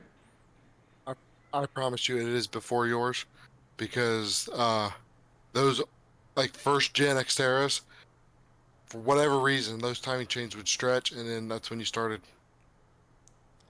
You get or proved if it's wrong, Brandon. He just said second gen, 2006. well, I actually know Oh, it's Mo. early. It's early, and that's when they had the secondary timing chain issues. Yep. So that's probably what it is. Um, that's not great. It's a shitty job, Yeah. but they that's something they put better. And Brandon, I don't know if you know about. I don't know if they changed the material or the design, but I know like that timing chain issue was early second gen, but then like I think it was like 2010 or 11 that just stopped becoming a problem. I Um, believe they changed manufacturers, like who was building our ah, chains. oh, okay, all right, because that was mine went through that. I had to do that on my '05. And then I don't know what year these two VQs are, but I hope that when I install them that it doesn't have this issue because it's obnoxious taking the front timing covers off those things. It really is. Yep. I Um, could definitely see changing manufacturers doing that. I personally dealt with manufacturer specific issues where it's like, I don't want to go too into depth, but we had a company that cut their teeth developing an oil pump, and some of the early models had issues. Yeah, and historically we had issues with it in the past. We go to design this new product, and we go to upper management. We're like, hey, we're going to go to that same oil pump supplier. They've got this figured out. We're making a very small change. They'll get this right. No problem. Because I don't remember exactly what the issues were, but it was like, yeah, that won't be an issue again. They've got it figured out. I think it was tooling issues with manufacturing them. And they came back and they said, no, they've been blacklisted. You're not working with them. And I said, are you kidding me? Yeah, they were like, nope, you won't be going to them. Here are the two manufacturers you do have. And I'm like, what are they making right now for us, dude? It's crazy. That's wild. You want to talk about infuriating? I had that, and I had a similar issue with a coolant outlet hose. It was a metal connection that we were going to plastic. We had actually tried to develop a plastic one for the previous year. It cracked. And then the guy, like plastic coolant pipes do. yeah, these guys were specifically, they were vibration welding it, and when they were where the vibration weld was, it was cracking there. And they found by improving their process, they had mitigated the issue to where we weren't finding it in testing. Obviously, this is testing. We all know plastic's not going to last 200,000 miles. Mm-hmm. But when they ask for something, you have to deliver. Anyway, sure. Yeah, I remember he's like, listen, they've got a new process. They went and spent a bunch of money on this new machine. It was too late to bring it to market for the model year that he was working on, the model year that was out for like a facelift. So he was like, I was told to bring it to market for this new product. And I actually started talking to this supplier, and then upper management caught wind of this when we started talking to them about prices and quotes. And they said, nope, we'll find you somebody else. And I was like, dude, you can't do that. Yeah. That's wild. It was really cool working in automotive, but I don't miss it. It makes you wonder how they don't have more issues. It's almost like lucky. I don't know.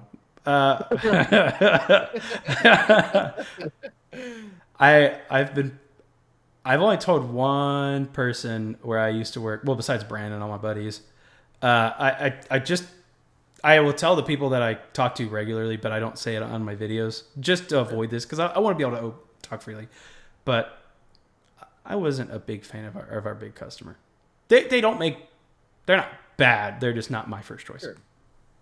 Okay. So anyway, we'll keep it generic. Yeah. But it's for the best. Yeah. But yeah. So you said you used to be in IT. Yes. So I'm curious, why'd you leave IT? Because it's like the booming market, especially 15 years ago. Yeah, I graduated high school, I guess it would have been nearly 20 years ago.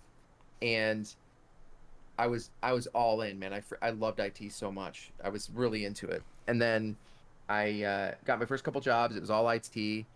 And then I got by the time I got to like 13 years of doing it, it just got old, And I got to the point where like you were literally, and it's kind of like what Brandon talked about, you get to work on different stuff and do different things. With IT, it was like the phone rang, you picked it up, a voice on the other end of the phone had an issue, and then you fixed this issue on some computer 50, 60, 500 miles away, and then you hang up the phone and then you rinse and repeat. And you're like, God, there was just nothing to it. Like there was no like sort of reward. And so as I went through my career, I found that whenever people called and asked how to do something, I really enjoyed it. Like teaching them how to like do something or fix something or whatever. Mm-hmm. And so from there, I said like, how can I take this sort of passion for teaching things to people and kind of like continue to do it? And so I'd been into vehicles my entire life, and my first, I don't think Megan's on here anymore, but her now husband and my brother-in-law, I rebuilt an engine with him when I was like 16, 17 years old. We rebuilt It was I don't know if you guys remember the old, I think it was a 4.6 straight six for the F-150s, like back in the early 90s. Yep. And yeah, okay. So So I it was square rebuilt body that. style, right? The square. Yeah, the super well, not the super squared one, little tiny bit around, but yes, they were square Okay. in especially I by think I today's understand. standards.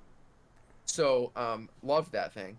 And it was so anyways, I'd been doing that a long time, and I was like, okay, well, I'm gonna create a YouTube channel and sort of teach people new things and how to do things.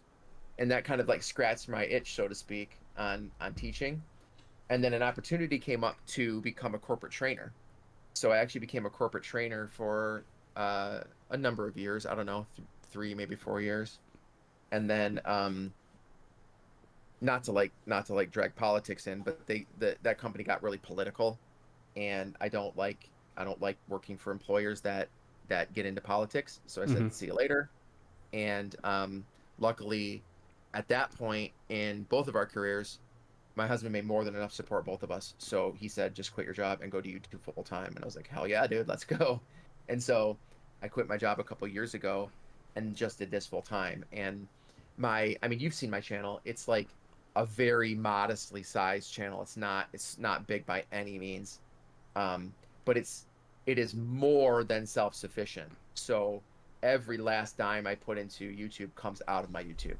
Mm. And then I also pay myself sort of a stipend every month. Um, so it's nice. It's really fun, and it's been a lot of fun. But that's going to be, I appreciate that it's self-sufficient, but it's certainly not. I mean, it's not like a career replacement for me. Let's put it that way. It's Right. not. It's certainly not making that kind of money. Yeah. But either way, so that's kind of how it came to be. It's speaking of which, you've been on YouTube. I found your oldest video at 7 years, but I think if anybody creates content, there's always other videos that have been locked away. So, how long have you actually been doing YouTube? Um, you know what? I kid you not. That is Ride the Car Guy is my first YouTube Oh, video. okay, okay, It really is. Um, that's a great question though. That's a fun question. But no, I don't have any fun secret videos of stuff out there. There's stuff that I created. I can tell you there's stuff I created but did not have the nerve to post because it was just so brutal. Um, my editing skills were trash, right?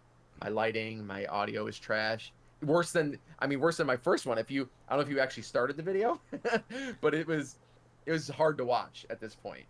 Um, yeah, it was so rudimentary and so sort of basic, but we have to start somewhere. right, And those videos, if I remember, I think those have like 250,000 views or something at this point. Those things are slapping, yeah. 8 years later. But either way, but no, Ride the Car Guy was my first actual like my YouTube videos. So Yeah. it's kind of fun. See, it's interesting because like I have a whole host of videos that I posted a long time ago, specifically on TikTok, and I removed a lot of them. Mm, Yeah, not that okay. they were like bad; they were just dumb. Like because it started. I was actually on TikTok. I've said this before it was TikTok, but when it was Musically. Musically. Thank you, Brandon. Oh, Yeah. I didn't even know Musically became TikTok. I'm so out of touch. Yeah, so Musically, it really used to just be people making. Okay, this is gonna be really cringy. Everybody's gonna get ready to clip this. Those like really weird like character things with like that weird hand movements, and it's really cringy, but it still exists a little bit. You haven't seen those where Oh, like they'll like react to a song. There's a really oh, yeah, there's a really old song / sound that's actually starting to go viral again, which I thought we all agreed that needed to not. But anyway, yeah, I was on it back then. It was specifically just because there used to be a lot of people that dance, and I was really into like EDM at the time, electronic dance music and all that. love So EDM. yeah, it's always good. So Uh, is the one is that are you talking about the one where like people put an emoji and then the person on the camera will react to it? Is that what you're referring to?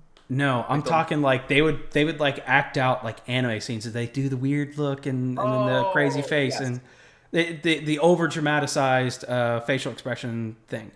But Okay. that was like it was that, and then every once in a while you get like some new music, specifically EDM, dubstep, that kind of stuff. So I used to follow for a lot of that. Um, and I'm pretty sure my Racing with Mitchell channel is that exact same channel that I used to do that. And then, Uh-oh. yeah, I stuck my phone in my dash one day, like in a camera holder, because I was wanting to see what my hands were doing at autocross. And then I was like, hey, I should post that. And like I said, I had done YouTube a long time ago with gaming content. Like the most views we got was like 700. And we were also jealous that my buddy had 700 views on one of his videos on our combined channel. And I posted this and it got like 4,000 views. And I was like, oh my gosh, like I could make something out of this. Yeah. And now it's like when my videos don't break, like I don't know. I feel like now like my requirement to like not be upset about the outcome is like 10,000, but it's like if it doesn't do more than 50,000, it's like okay, well, we'll get them next time. There's also like you also have to think about like effort versus return, right? So Yes. yes, there's times where I'll spend. I mean, some videos I've recorded, like there's one that's almost feature length. I swear to God, it's actually going back to what Brandon was talking about, the secondary timing chains. That video is like an hour and a half long. It took me like 14 days of different days of filming because I did it in like little tiny chunks, and that one did okay. There's other ones where I'll spend a ton of time and nobody watches it because it's like almost too specific. It's super niche. Yep. And so like VK rebuild video 10 of 13. It's like Yeah. people are like checking out, because I get so specific. Yep. And so I'm like, damn, dude, I spent 7 hours recording that, and if it's 7 hours of, let's say it's four. Hold on, let me actually think about the numbers. Let's say it's at 3 actual hours of raw footage. They say generally it's 2-to-1 editing, so it'll take you like 6 hours to edit 3 hours of raw footage, right? Yes. So we're talking like that plus 7 hours. Now you're talking about 13 hours put into this video, and then like 900 people watch it. You're like, come on. Yep. So, but then I make this little tiny video. It's like 4 minutes long. People gobble it up, and I get 200,000 views, and you're like, well, gosh, like I should be very happy about that. But I don't know. There's just sort of it's a whole like effort versus reward sort of system. But Yeah. Well, I remember. So after I started with my autocross clips, I remember we went into like that first winter after I was like, well, heck, I'll make a channel name and make sure I record everything else now. And then after that, I hit winter and I was like, well, now what? Like, my car's in the garage and I can't really get it out on the tires that it's on. So I started like posting like the common meme content. And now TikTok makes it easy. It has templates and they advertise them now through CapCut. You can just click the photo you want, change the text, and it puts it up, does all the work for you. wow.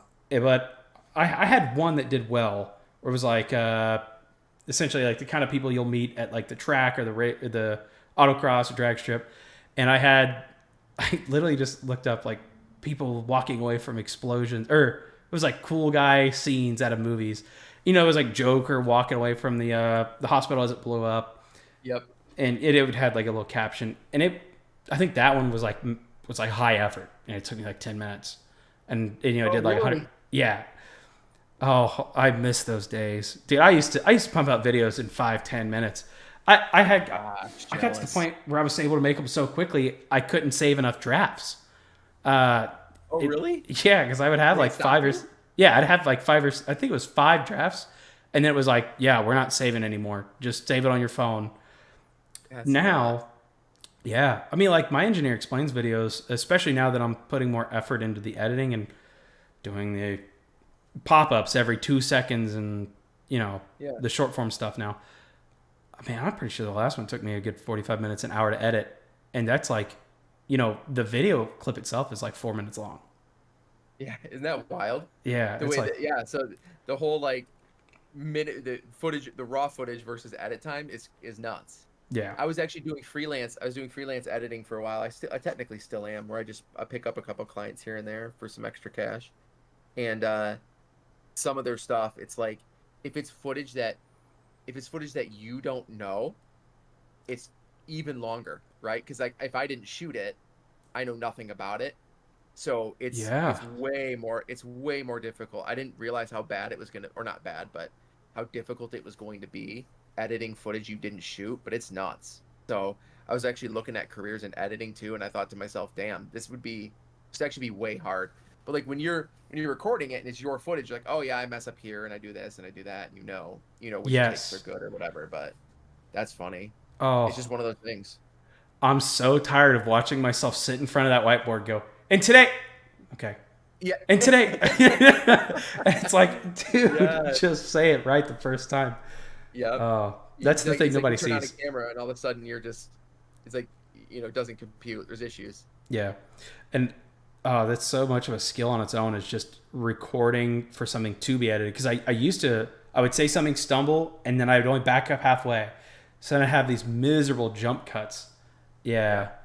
Like mid sentence cuts and stuff like that. Yeah. Well, I will, and also getting over hearing your own voice. A lot of people struggle with that. Hmm. There's like this. I don't know if it's like a phenomenon, but like some people Yeah. really have an aversion to hearing their own voice, and that's something I that you eventually get over. Yeah. I am one of them.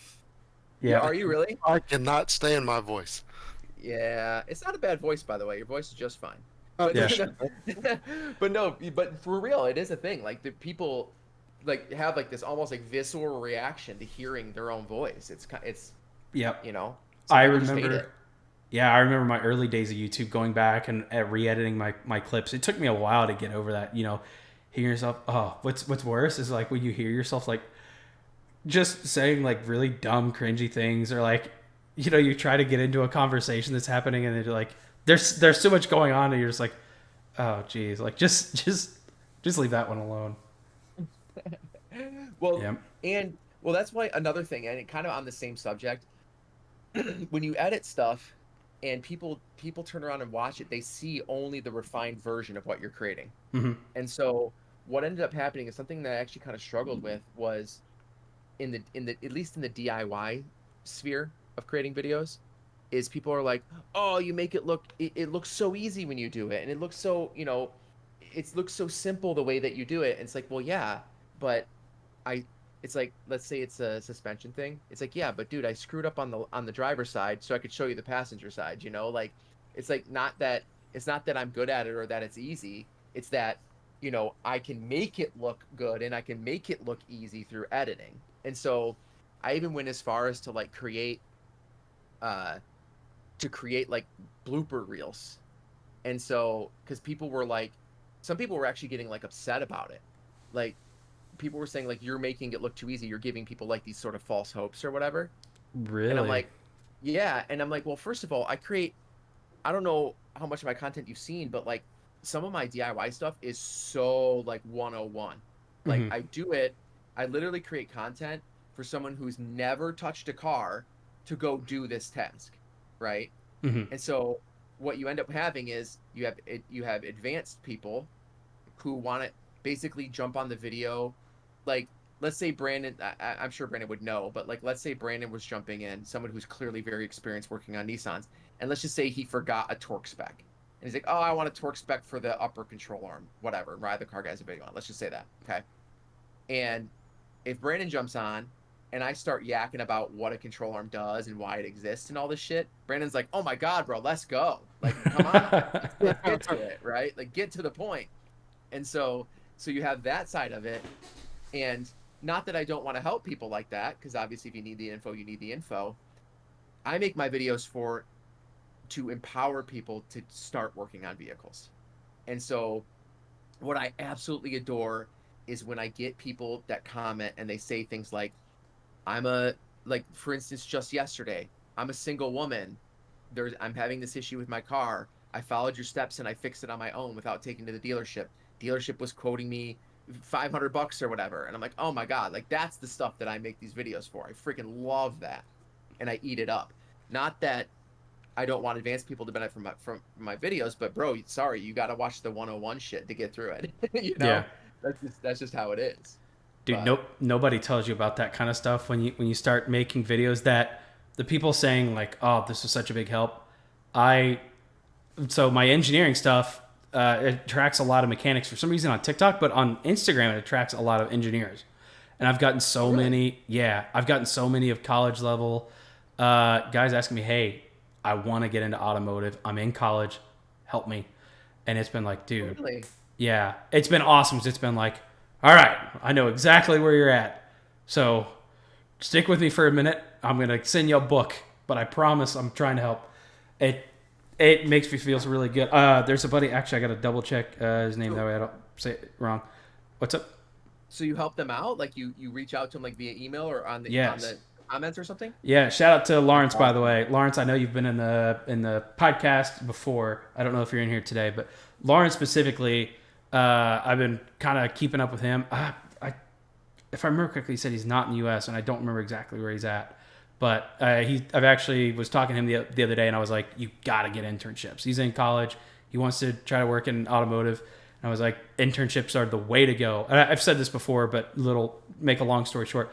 I was on academic probation 90% of my college career. I graduated with a 2.8. Oh yeah, it was all the way down to a 2.2 at one point. I had bills to pay as well. My first year I Yeah. didn't work, but yeah, and then I started working, and then I used that as an excuse to do poor at school and just hang out with my friends and study at Hey. 3 in the morning. Um, but I got my very first job at the major diesel engine manufacturer that I later designed for. The job that I wanted, just because I walked in and said, "Well, I don't have a crazy GPA, but I do have 3 years of experience, and I've only been in school for 5." Oh yeah. And then my two buddies that one's on the podcast, Ryan, one of them started at a considerable amount less than I was making at his very first job, just trying to get a job out of college, and he had like a 3.4 GPA. And then my other buddy, he had to take the same internship that I was working, but I was in school. He was a degreed engineer, and he couldn't get a job, so he had to take an internship to get experience. Yeah. So I was like, dude, That's I cool. just can't stress it enough. Yeah. That's But interesting. yeah, but those messages and people being like, "Hey, can you help?" I'm like, "Yes, yes, I can. Let's do this." And That's really cool. And yeah, it's super rewarding, right? Like it makes you feel good. oh, That's what you really get out of it. I am looking forward to. I'm hoping Lawrence is able to message me maybe in the next couple months and say, "Hey, I got an internship," and Yeah, that would be awesome. I'm waiting to hear it. Yeah. How So cool. That's nice. yeah, man, it's kind of funny. I've got like I said, a list of topics to keep going on. We haven't even gotten to like half the general topics. So I'll pause for a second. I don't know how late you were planning to hang out. We can go for a little longer if you got stuff to do. I can let you take off, or I've still got all kinds of fun stuff.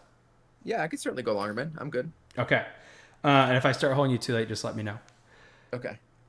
So you post a lot of content specifically on Nissans. I know that you're not necessarily Nissan crazy. You have other vehicles, but I want to talk about brand loyalty. Oh, I like this topic. Yeah, brand loyalty is a touchy subject for Hmm. many car people. I started as a GM fanatic, and Oh, I've why? No, I'm just kidding. yeah, well, I'm just kidding. Go ahead. yeah, well, so I actually started mainly because just my dad was a car salesman, and my grandfather was a car salesman. Great grandfather was a car salesman. My great grandfather actually had one of the largest dealerships in the United States, selling GMs. So my dad was big in GMs, and then I bought a couple GMs, and I was like, hey, why are we doing this? Yeah, my the worst vehicle I have ever owned, well, like the roughest vehicle I ever owned was the best vehicle I've ever owned, and that was my Ford Escape, 5-speed. Oh, You won't hear me say enough good things about that little turd. the I Escape came at a 5-speed? it came in a 5-speed and 4-wheel drive. Yeah. Really? This That this makes is it kind of fun. this is 2001. Yeah. I bought Wow. this thing because I had my Camaro, my red Camaro. I had a motorcycle, and I was moving into my own place. I sold both of those, and I was like, I just got to buy a car with cash. I'm doing like the no loan thing, Sure. which didn't work out. Yeah. So I bought this. Well, it paid off. I bought the Escape, 260,000 miles with cash, and I was broke. And then I met my wife now, girlfriend at the time. She lived a long ways away, so I was like, okay, well, I can't drive a 270,000 mile Ford Escape with no heat to go see her in the winter. So I ended up getting a loan on another car, but I can only do that because I had that car. Um, Nice. in that car, single-handedly, that and now my wife's newer Escape. I'm telling you, I don't know. I'm kind of a Ford guy. Not that I'm like brand loyal, but I'm like, Sure. I think I'm more inclined to buy a Ford over a GM, especially new GMs. Oh, don't get me started. I can't get into them, but so I have owned close to 70 cars at this point. And Really? yeah, I've owned a ton of cars.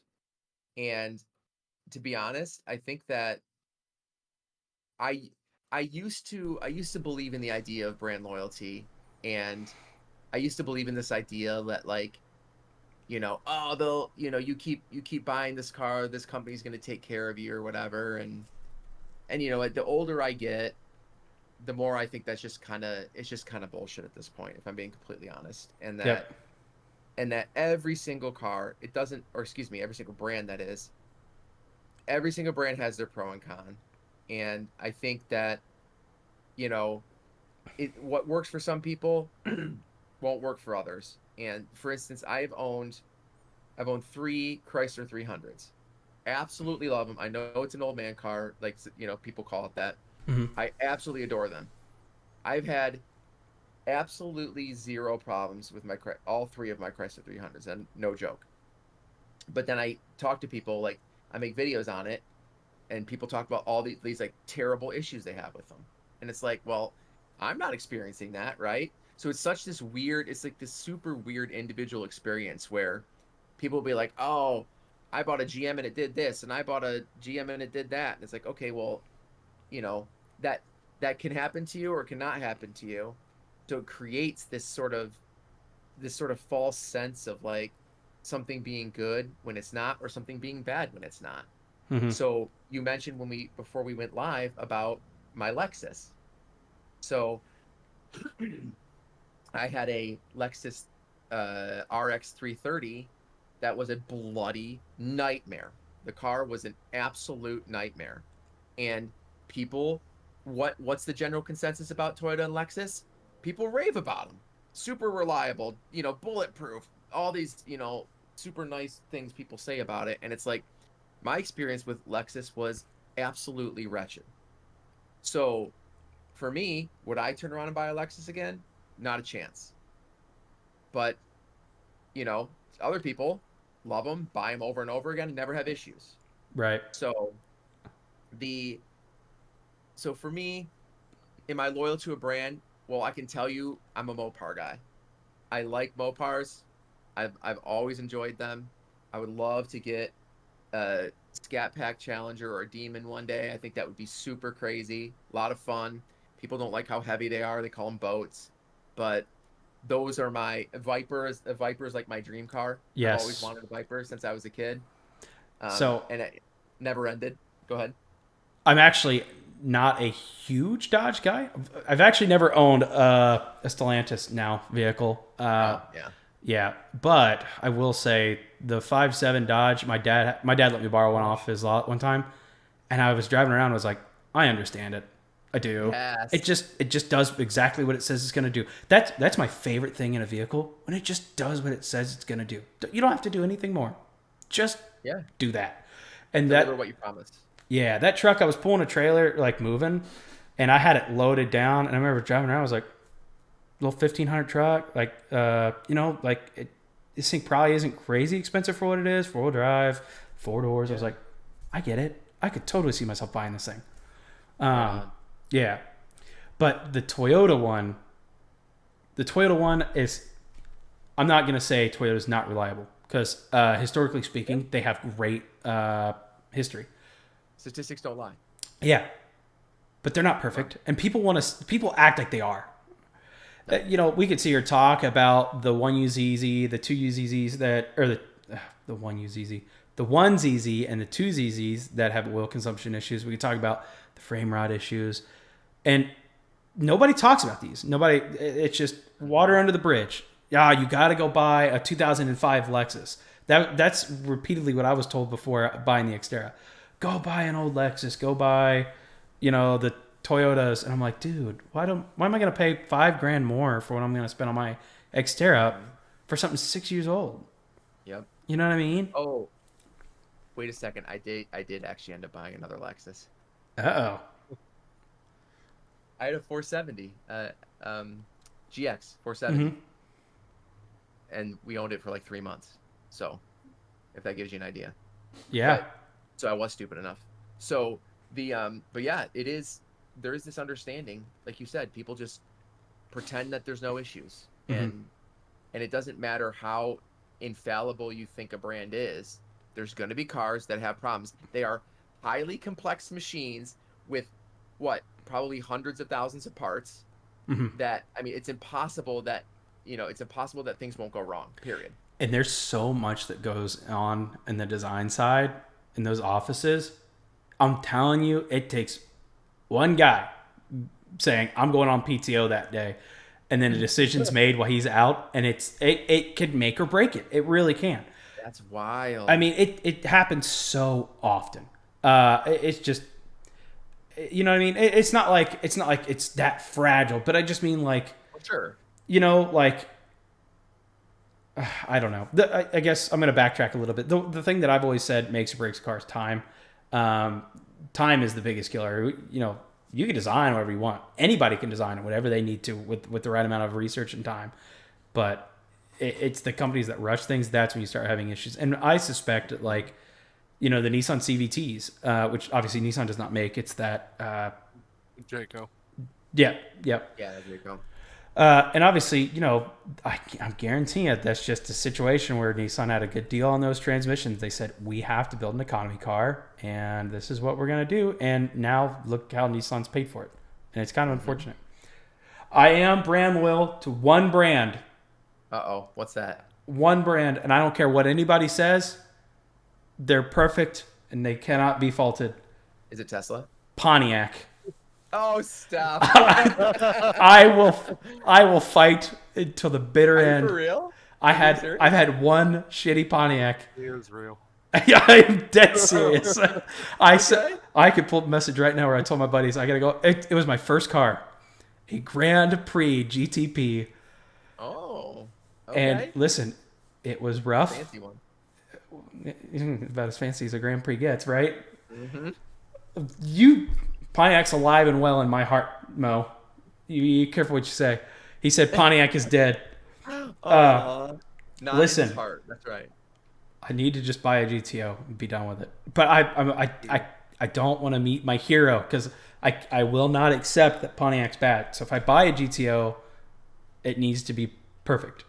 And bro, think about the absolute newest GTO money can buy right now. What is it? 15? 13 years old? 2006. Oh, the wow. GTO was or 17. Yeah. So didn't Holden, wasn't there a deal with Holden? Well, yeah, those were all the GTO was an Australian car. I don't remember exactly. Was it the Commodore, Brandon? Holden Commodore? I believe it was. So Yeah. didn't they continue making them over there, or am I wrong? Yeah, I mean technically isn't the G8 a Holden Commodore as well? It is. There you go, man. Call up Australia, see what they got going on. Well, I do like the G8 GTP as well. But no. I need the GTO. It just reminds me of my first car, Old Betty. Okay. It was funny. I rode in one. I never driven one. I'm sorry. Me too. I'm Yeah. looking at my car list. I don't think I've ever owned a Pontiac. You're missing out. You missed out on the best. Yeah, I literally just sent a message to my friend's Facebook group earlier saying, I think after the track day, I'm going on a hunt for my first car. I found it for sale. Well, my dad found it for sale after some kid who bought it from me hit a deer with it at 240,000 miles. And we're pretty sure it got crushed. But You mean the car, bro? Like my car? The car that I'll save you guys the stories, but you know, the cars that I went on that car that I went on my first date with that got me my first internship, the car that I drove to my first day at college, the car that I drove home from my first day at college. I'm going to go try to find it. Yeah. Sentimental. You should document it, record it. That is the plan. I would like to do the full thing. Unfortunately, I don't have the VIN. If I had the VIN, I would be like, okay, well, just like Brandon suggested, just look at the Carfax. I was like, well, I see where it's at. Yeah, but I know my dad traded somebody a truck for it originally, and then we saw it all around Milan. So I just got to go poke around and say, have you seen this ratty old Grand Prix? Just put a picture of it, post it on like telephone poles or whatever, staple it. Mm-hmm. I don't have. I wish I had my original VIN. I would go after my first car. What was your first car? My first car was a hail damaged, totaled out Plymouth Neon.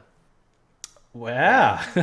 Maybe that became my. Maybe that's why I'm a Mopar guy. You know. Yeah. That was one that like I would like jump that thing. We tried. We would do. What do they call them? Where you go in reverse and slide the front end because it's front wheel drive. The J turn. What's that? The J turn. Yeah. Doing all that stuff. We beat the hell out of that thing. I filled it with subwoofers back when people like cared about car audio, Went nuts on it. I loved it. I think I have pictures of it actually.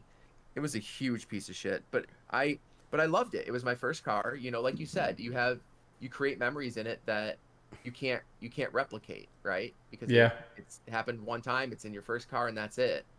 And I loved it. So, and I still do. I wish I could find it. But you're right. It's probably at that point, I owned it 21 years ago, and 21 years ago it was already 10 years old, right? So that thing is probably long gone. Oh, really? Yeah. It's got to be. It's Why probably crushed or destroyed.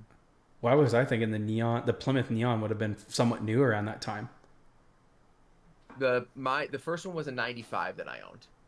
Oh, okay. So maybe it's about 9 years old, but yeah, they ran all the way to like 04 or 06, 05, something like that. That's why. Yeah. Yeah, they ran for a while, and then they did the SRT4 as a goodbye or whatever. But yeah. Brandon, you'll have to jog my memory of what your first car was, because I know you had the Monty for a little bit, you had a truck for a little bit. My first true car that I actually got to drive on the road was the '99 Ford Escort ZX2. It was the Escort? Hey. Manual 5-speed. Oh, it was such a fun car. What year? '99. So was that the bubble ones that got real? Yeah, I liked those. Yeah, it was such a fun car, but I got made so much fun of in college. And it's like, bro, you drive a girl car. It's like, but it's a fun car. Yeah. Who cares? I absolutely love that car. How fun. Justin Dilt's talks so much smack about my Grand Prix.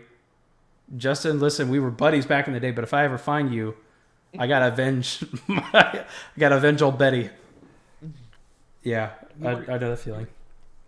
You were talking earlier, Mitchell, about a GLI. Yes, GLI?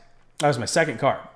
So when I drove my Grand Prix to my interview for my internship, got my internship, and then my dad was like, I was going to be driving an hour from Indianapolis to Greensburg for my new job in the morning, and then driving to college, and then going to my dorm or my rental off campus.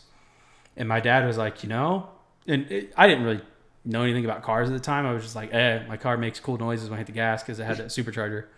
My dad was like, it's probably time for you to get something with less miles, because it had 190 on it, which... Oh, yeah. Yeah. It's a little bit. Yeah. So I was like, you know what? I'm getting a stick shift. And I was originally dead set on a Subaru, and I didn't know anything about cars. I just knew Subaru's all-wheel drive, and I'd seen people do all-wheel drive launches. I was like, I'm going to buy a Subaru and do all-wheel drive launches, dude. Heck yeah. Who knows how long the diffs and transmission would have lasted in that. But I ended up stumbling across a Jetta GLI and bought it, and that was what I did all of my first work to. I mean, I got burned on I think I got burned on a brake pad repair. I just remember I took it to a shop. They charged me a bunch of money. My dad was like, "Guess what? We just did brake pads," and I didn't have any money to hardly get it fixed. I don't know the full gig. It might have been I don't know, the calipers weren't compressing evenly and it warmed down. I just didn't know. Sure. So I was like, you know what? I'm going to figure this out. And then I just kind of broke things, and my friends would come over and fix it. And then I figured it out. Yeah. Well, it's funny you say that. I'm literally looking at a 2023 GLI. Oh, nice. Yeah. Yeah, we just got one. So it's actually a lot of fun. It's not my primary. It's Jesse's, but that thing rips, man. They're surprisingly cool cars. So And up until mid last year, late last year, I was a big fan of Volkswagen.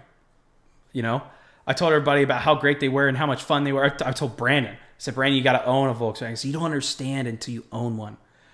And then I convinced myself to buy an automatic Tiguan TSI from like 2009 to yeah, run the family around with. I hated it. Oh, really, it was miserable. I mean, it was um, automatic. It had like a junk automatic in it that wasn't good. It leaked like a sieve.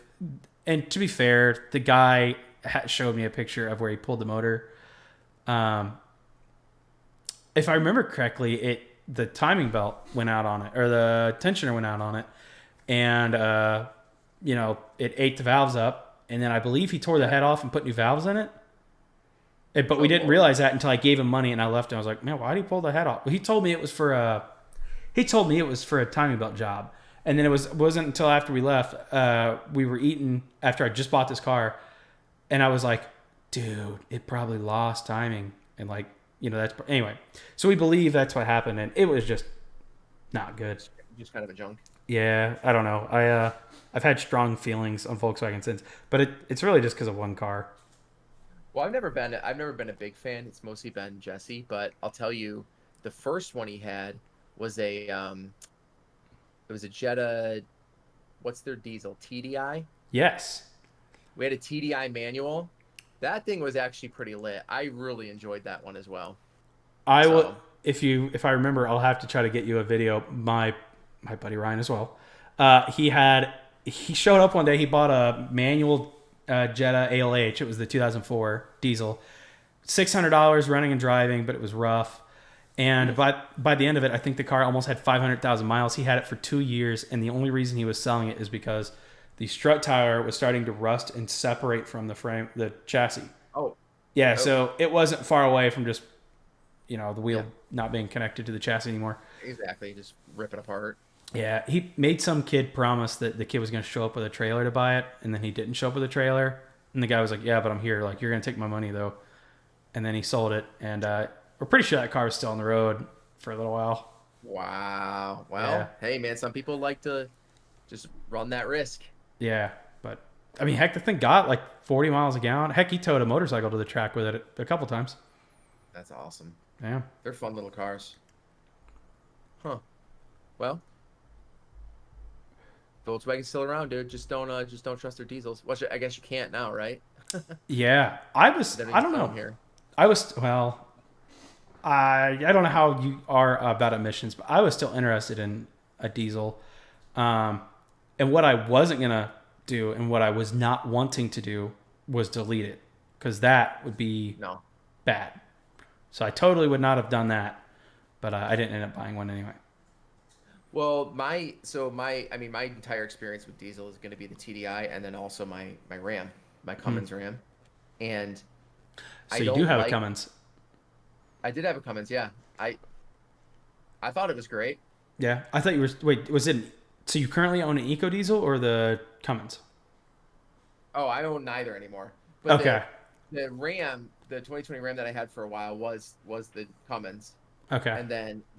and then the other one was just the Jetta, the TDI Jetta. Hmm. But um, I don't like the added complexity of the whole DEF system, but Yes. I get like I understand why it's all there and whatever. But and then the fuel filter system is like just nuts. Hmm. Like all this multi-stage stuff that kind of got old. But other than that, I mean, you just can't beat. You just can't beat like what is it? I think it was like 800 foot-pounds of torque. It's like I mean, my God, like Yeah. you can't ask for anything better when you're towing. But Yeah. it's just so complex.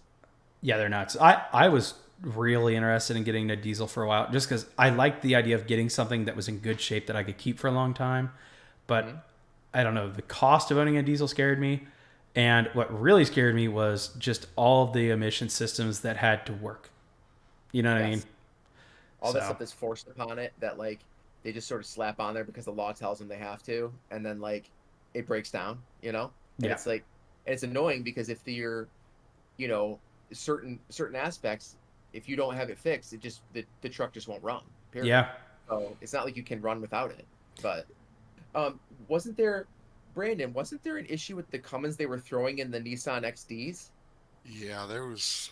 I've had some very strong words about the Okay. about the All right. diesel Titans, but No comment. I mean, Well, the biggest thing with the diesel Titans, if you daily drove it like as your daily commuter car, mhm. they were garbage. I mean, turbos, Really? DPF system or DEF systems, the DPF and the exhaust had all kinds of issues. But if you used it as a truck where you were towing and highway driving, perfect trucks. Really? Yes. Interesting. I didn't know that. That explains it. My buddy has an XD and he basically runs it to go. He does like junkyard runs and stuff, Mhm. and like runs it on the highway as and like you said, uses it as a truck, and he doesn't seem to have issues with it. But some of the early Titan diesels were breaking crankshafts and Oh, some catastrophic failures. yeah, that's But wild. Interesting. Yeah, the Nissan diesel always sounded really uh, intriguing until I remember hearing about that as well. I believe Cummins did some unique things on the 5 liter that they did not do on their other engines. And Well, I think that was part of the quirks with that engine. Now, snapping crankshafts, I mean, we've been building crankshafts for a Wow. long time. I think most And manufacturers can do that. the big thing with the 5 liter is it was built by Cummins to be a generator and a boat motor. oh, And interesting. Nissan's like, hey, let me get some of that. And yeah, they didn't take off as well as Nissan hoped. Yeah.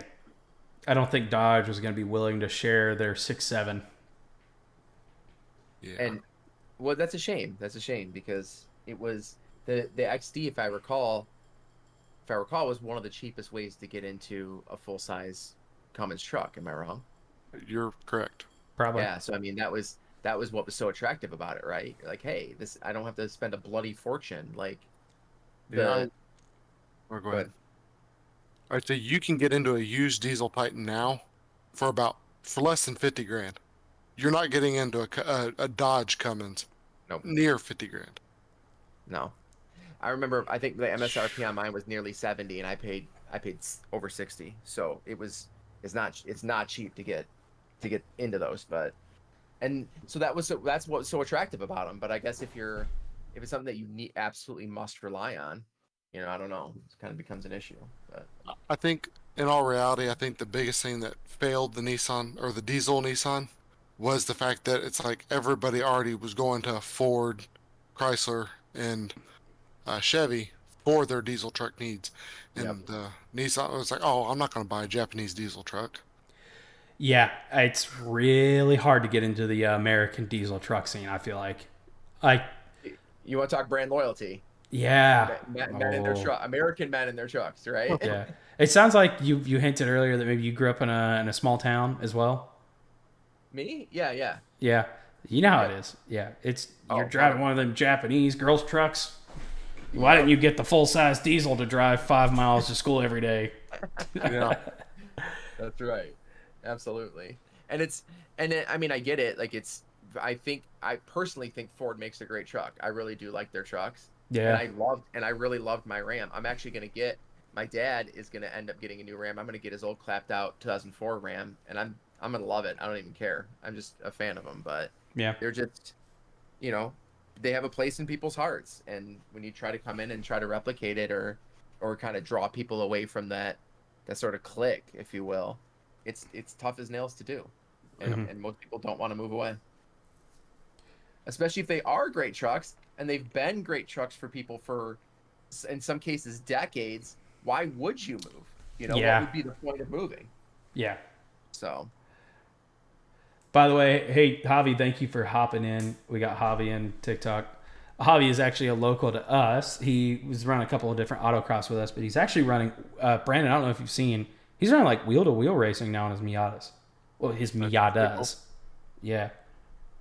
Javi, by the way, I still need a ride in your Turbo K24 Miata. He's got a Turbo K20 maybe. I don't remember what K series, but he's got a Turbo K series, and I'm needing to ride in it. Oh, I was about to say I've never been in a turbo Honda. I guess I've never been in a turbo Honda. I've been in a boosted Honda now after riding Logan's, or not Logan's, Levi's. We got to hang out with a couple buddies a while back over in Ohio. They got a shop, Roderick's Customs, and super nice guys. They do some really cool stuff. It was funny because that's the first time I've met somebody like off the internet after doing all this stuff. And you know, they were very aware of like my engineering, like joking stuff. Oh, dude, you should have been there. These guys were talking circles around me. Oh, really? About material properties. I mean, engine build, like just things you need to know. And I'm like, yeah, that makes sense now that you're telling me. No, I didn't know. It's insane how much knowledge there is on the internet and these guys. We had Bailey, the Apocalypse, on a little while ago. This man, without being like a professional expert, he's the expert in catch cans. He's done a lot of testing himself, and it was just awesome hearing him talk about that kind of stuff. We also had on, why am I blanking his name? I'm messaging. We're sending videos back and forth all the time. Brandon. He was going to make us buy a body on frame wagon. Daniel from Daniel Drives. Yep. And he's also an engineer, and I guess it sounds like, sorry, I'm trying to pick words very quickly. He works at a company that makes a system that is very likely sitting not far from the Titanic right now. Okay. Yeah, I guess they sold parts to Mr. Stockton Rush. He was telling us about how they used to have a picture of Stockton Rush on the wall up until all of a sudden the submarine went missing. Yeah, then you're like, all right. Yeah. Maybe So, pull that down. Yeah. So, not to completely change the subject. No, you're good. I'm beginning to have a slight interest in autocross. Okay. And I was thinking about, I want to know kind of some of your insights. I don't know how many races you've done. You're starting to get into it, or you're getting into it at this point? I have run somewhere shy of 30 events in the last 3-ish years. Okay, Yeah. that's quite a bit. Yeah, I think the Miata and I alone have run 12 events, and I ran about 13 in my Camaro that I had before this, and then I ran 2 others before that. So Okay. I've been running for a while. I am just skilled enough to be dangerous, but not like, I haven't set like the fastest time at my region or nothing like that. So you run intermediate, or when you have the option, or? Well, no, that's actually the thing. So there is no skill level classing. It's all car classing. And yeah, and I'll be honest, the car classing can be extremely intimidating because even I don't understand it. I've got the blessing of having a bunch of people that I can go to and say, hey, I have Miata with header and blah, blah, blah. What am I? And they go, STU. It's not actually, it's STR. But they'll just give me a class. There are ways online to figure out classing. If you're interested in trying an autocross, the best way is to go to motorsportreg.com or parkinglotracing.com, I think. Yeah. Both sites, great places. Motorsport Reg, by the way, has a ton of motorsports. So you might have to just kind of read around a little bit to find autocross. Parkinglotracing.com is specifically autocross. That being said, all you gotta do is, if you've got a car that runs and drives, honestly, you're probably good. Don't worry about, you don't need a bunch of safety equipment. You rarely will hit highway speeds.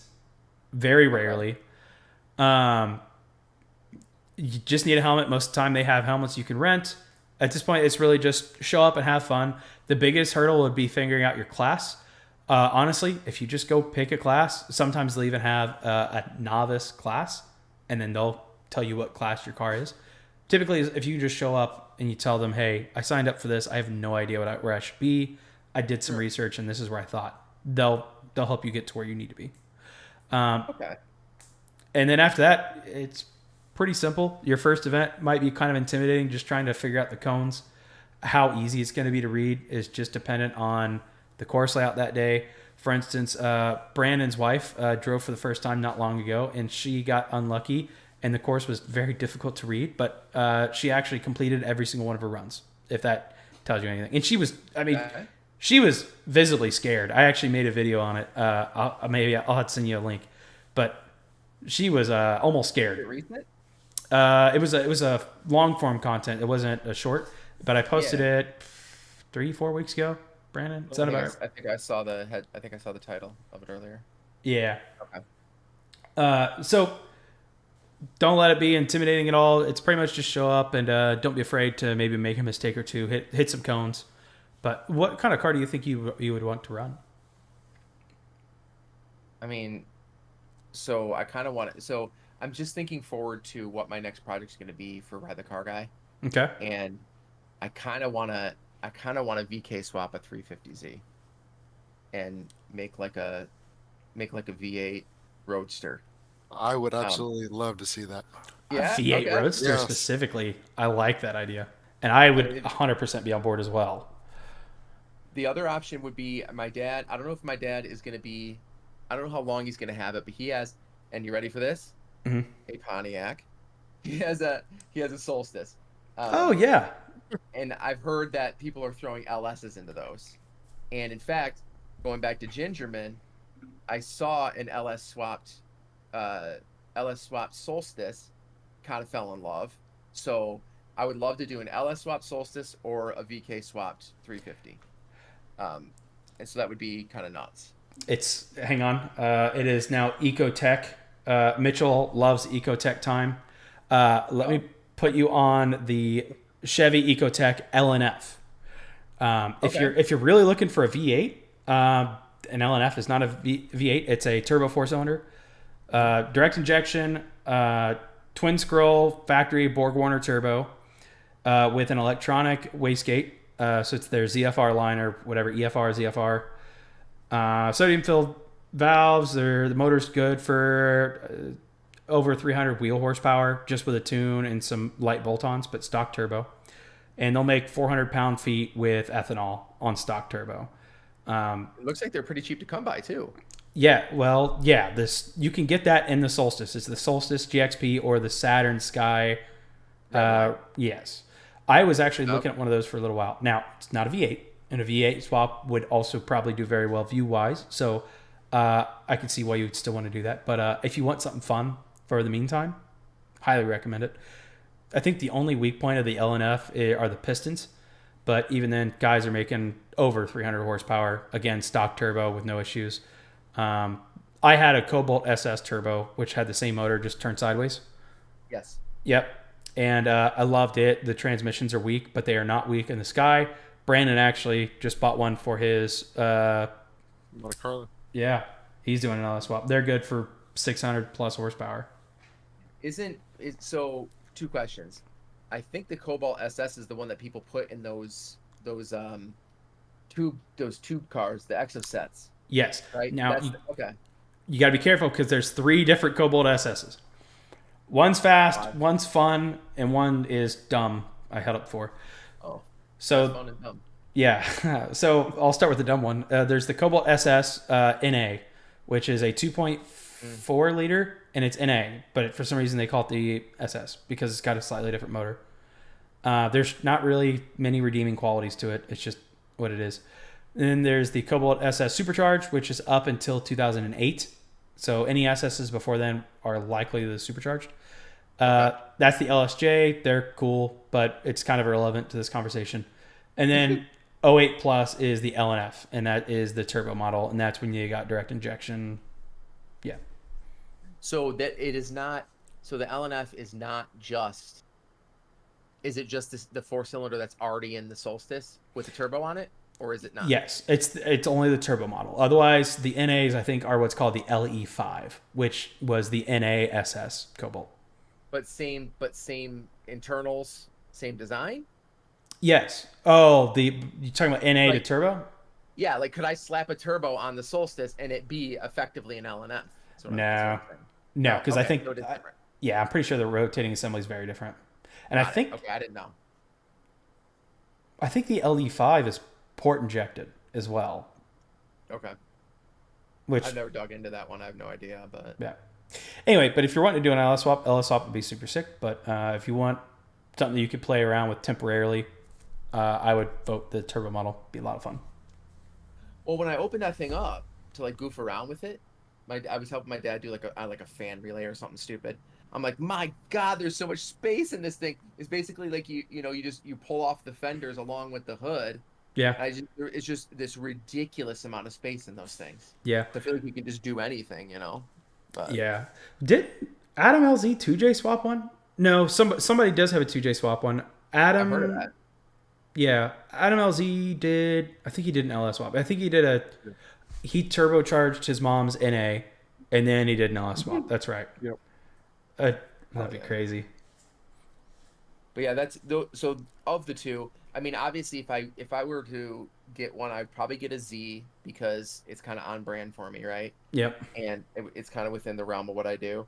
But then I would probably run the what is that, 3.5 or whatever. Yeah, Just run VQ. that 3.5, yeah, until it's clapped out. Which by this point they probably all are, or they're getting Yeah. flown. I'd say it don't take much to clap out a 3.5. No, I haven't. Are they not terribly sturdy? They have a lot of oiling issues.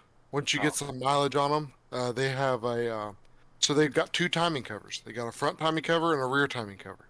Yeah. And the rear timing cover has a paper gasket. And usually about the 170,000 mile mark, you start losing oil pressure because that paper gasket has become brittle and pushed out, and you end up with timing chain issues and the whole nine. But All the Xterra boys call it like the oil galley or whatever. Is that what they're referring to? So you open up the Yeah. front timing and then there's a secondary channels. yeah, Oh, okay, yeah, that's great. Well, I didn't know that. yeah, it's if you open it up, it's like at least on the Xterra. I don't know about the 35, but they're like there's like these little covers that have a ton of screws in them, and they go off in like different paths, and they apparently have a gasket on them, which Oh. that's what Brandon's referring to, I guess. I But didn't know that's nuts. By the That's way, great. if you end up picking up a G35 and want to try autocross, please let me know. Because I've actually been, originally I was wanting to do a series where I go do as much grassroots racing as possible and then show people all this different stuff. Rally cross, autocross, drag racing, road course, and just say, hey, listen, you guys have been wanting to do this. I'm showing you right now. No more excuses. Sign your car up. Let's go. Let's go have some fun. And, Yeah. like for autocross, show exactly where to sign up, how to class your car, how to inspect your car. And I went to a drift event specifically. I had really awful footage, and then I missed my two opportunities to go drag racing with the baby stuff. And I'm now pausing that idea for next year, I think. But Sounds cool though. yes, I would like to do a very in-depth series on autocross just because I know it much more than anything else. So if you get into it, let me know, because it would be awesome to have somebody asking me questions that is new. That way I'm like, I didn't think about that thing that I didn't know. You know what I mean? Absolutely. So I'll definitely do that. I know that it is like a whole nother world. Like my buddy has been doing it. Like I was saying, when I went to Gingerman, right? He went to the track night thing. Yep. And it's like when he explains stuff to me, it's like Greek. It's like, my God, this is like a whole other world that I know nothing about. So that was it kind of got me interested in it, because what ended up happening was they did parade laps or whatever. They're called parade laps, I think they're called. And so he's like, hey, do you want to drive my car in the parade lap? I'm like, yeah. So what ended up happening is so I got to drive his 911, and they were doing. Oh yeah. The parade lap was this guy that is actually it was the VK or the LS swapped Solstice, and they're like, the only rule is don't pass other people and don't go past the lead car, right? And so this dude was ripping in the lead car, and so I was able to go I was going like 80, 90 miles an hour down the straights, and during a parade lap, and I was like, okay, this isn't terribly legit. Like, this guy's probably just, like letting us have a little more fun than he should. But I kind of got the itch, man. I'm like, oh my God, this is actually really, really fun. And so that's kind of what got me thinking about it, and I figured I'd ask you. Brandon. So I got Brandon into it. What was it? Just the end of last year, Brandon? Yeah, last September. Yeah. So Brandon, I mean, what? How many events did you do before you just went full bore with the Mustang? Two. I told him, I was like, yeah, man, just run it as it is. And then like 2 events later, he's like, I got Ford Performance suspension showing up, camber plates, and we got some Yeah. 305 showing up. And I'm like, hell yeah, brother. Next year's gonna be nuts. But Heck yeah. yeah, it's what gets really crazy is once you start getting into the people that have done this for 20 plus years, like our local buddy that's won a nationals event. It's just crazy. I mean, you could be in your car and you're running and you're like, this is going so well. And I remember specifically we were running and I grabbed him and I said, hey Brandon, I said, I want you to drive my car. He goes, okay. He sits down, he sheds like multiple seconds off my time, and it just is effortless. He never drove my car. He just got in it, and it was alien. Yeah. And I was like, I don't understand, man. I literally told him that on the way back. I said, I don't understand how you're doing this. He said, well, I've been doing it, a little while. And I was just, it's crazy seeing those guys run and just picking their brain a little bit, learning all that kind of stuff. Yeah, it is a whole new world to get into. It's wild. So I feel like that should be my next, once I make my convertible Xterra, and then maybe that should be my next project. So I think it sounds like a lot of fun. Yeah. Well, like I said, any questions you have on 100%, let me know.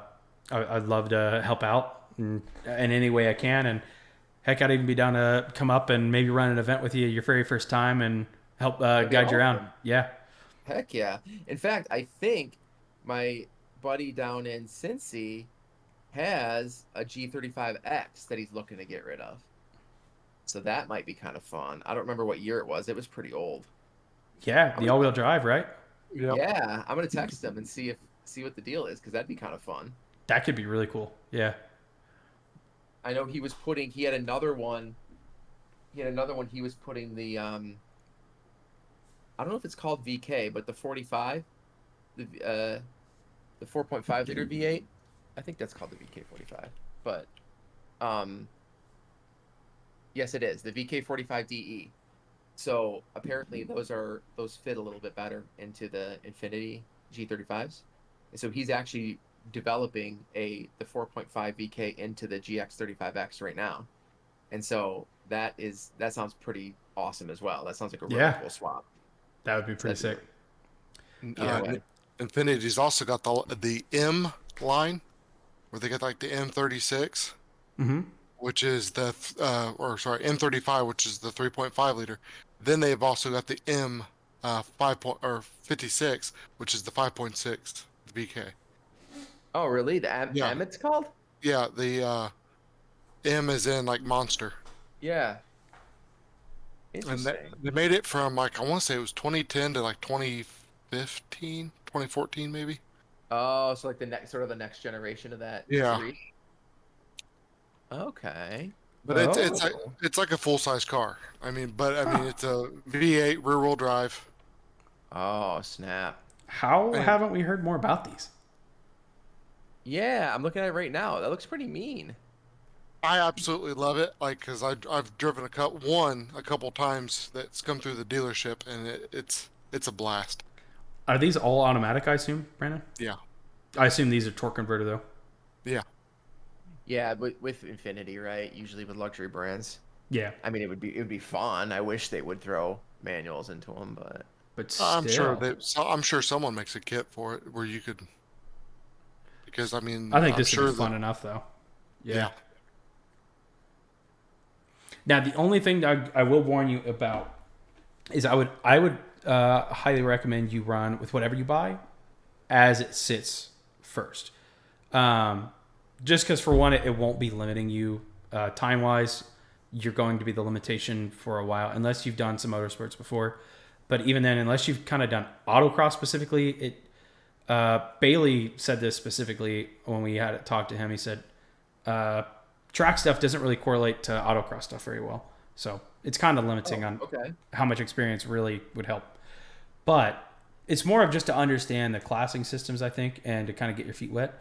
Because especially once you do a swap, I would expect to just not be competitive for a while. Because you're going to go up into a pretty heavy class. A So custom, not custom, but what's it called? There was a. I think I it's remember it. experimental, right, Brandon? It's like XA, XB. Well, it depends on how crazy you get. Because like for the Monte Carlo, I'm going to be in Cam T even with an LS swap. That's Cam though. Cam, I mean, I know, but like, um, so Cam is contemporary American muscle, and it's kind of just the Wild West. For some reason, Oh, like is it? yeah, most other things like I'm in ST street. I'm in street or sport touring roadster. I'm sorry, not street. Sport touring roadster, and there's also like sport touring ultimate. And anyway, once you start getting into like the sport touring stuff, you got to be careful. I can't do a front splitter. I'll be bumped into like some Oh, crazy really? class. Yeah, but I can do cams. I don't know how that makes sense Yeah. Hold because a on. splitter ain't gonna do a whole lot at I 35, know. 40 mile an hour.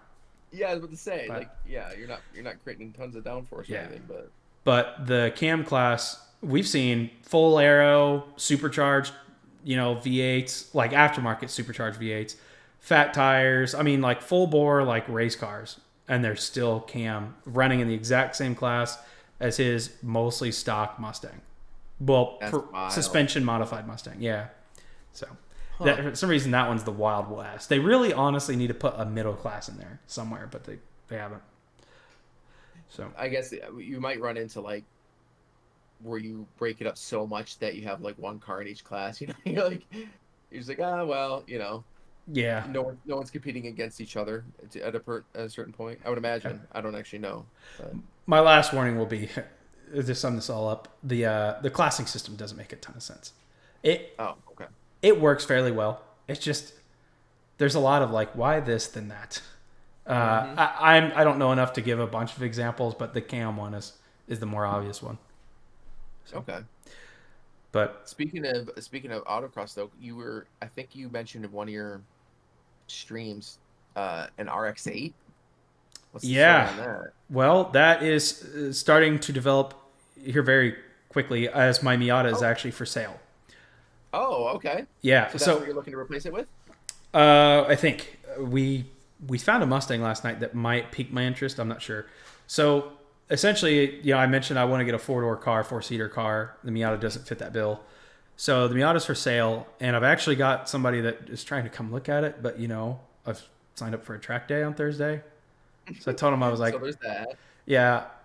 Come by Friday. I told him I was like, I am super busy, but I'll get a hold of you Friday night when I get Heck back. yeah. Anyway, That's right. so, but yeah, as soon as that sells, I am immediately on the hunt. The current plan is buy an RX-8 that has a dead rotary because it's not if I need to rebuild a rotary, it's when do you need to rebuild a rotary. So I'm just going to do it and make Yeah. a whole content series on it. And there's actually something called a hybrid Renesis. I don't know if you've ever heard of that. No. So hybrid Renesis. Well, first of all, the big complaints about the Renesis are the exhaust flow. A lot of people don't realize it's exhaust flow, but essentially the issue is low power, high heat, and this is related to the exhaust flow, but not directly.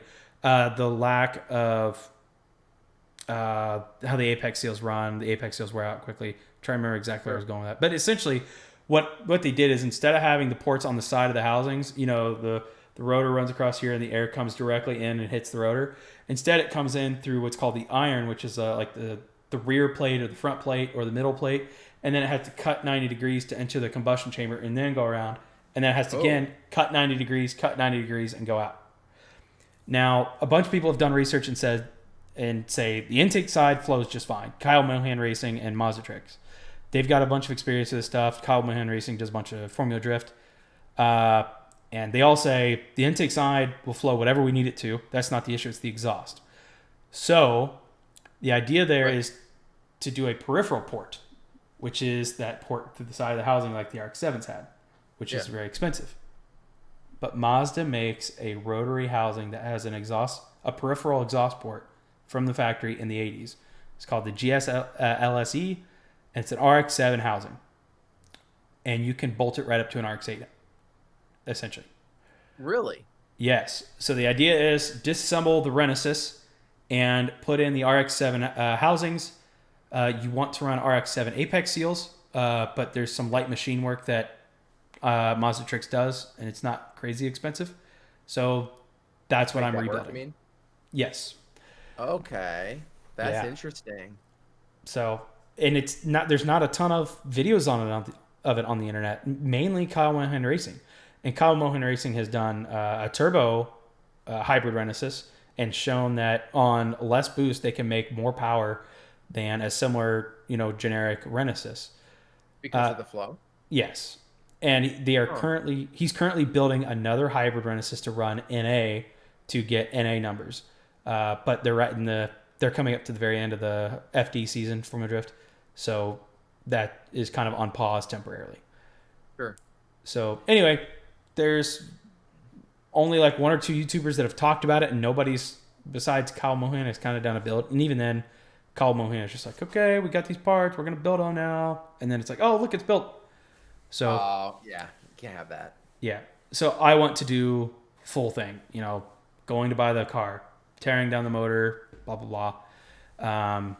And then ideally, I would do a Bridgeport and have some big brappy rotary that would also get views, and it'll Yeah, serve two purposes. I can put my son in it. Ideally, I'm going to try to keep it comfortable enough for that, and then sure. also it would brap and get internet clout and bring views in. So Yeah, do its thing. Absolutely. yes. So one quick question about it, because you were saying that the peripheral port is on the RX-7 housing. Mm-hmm.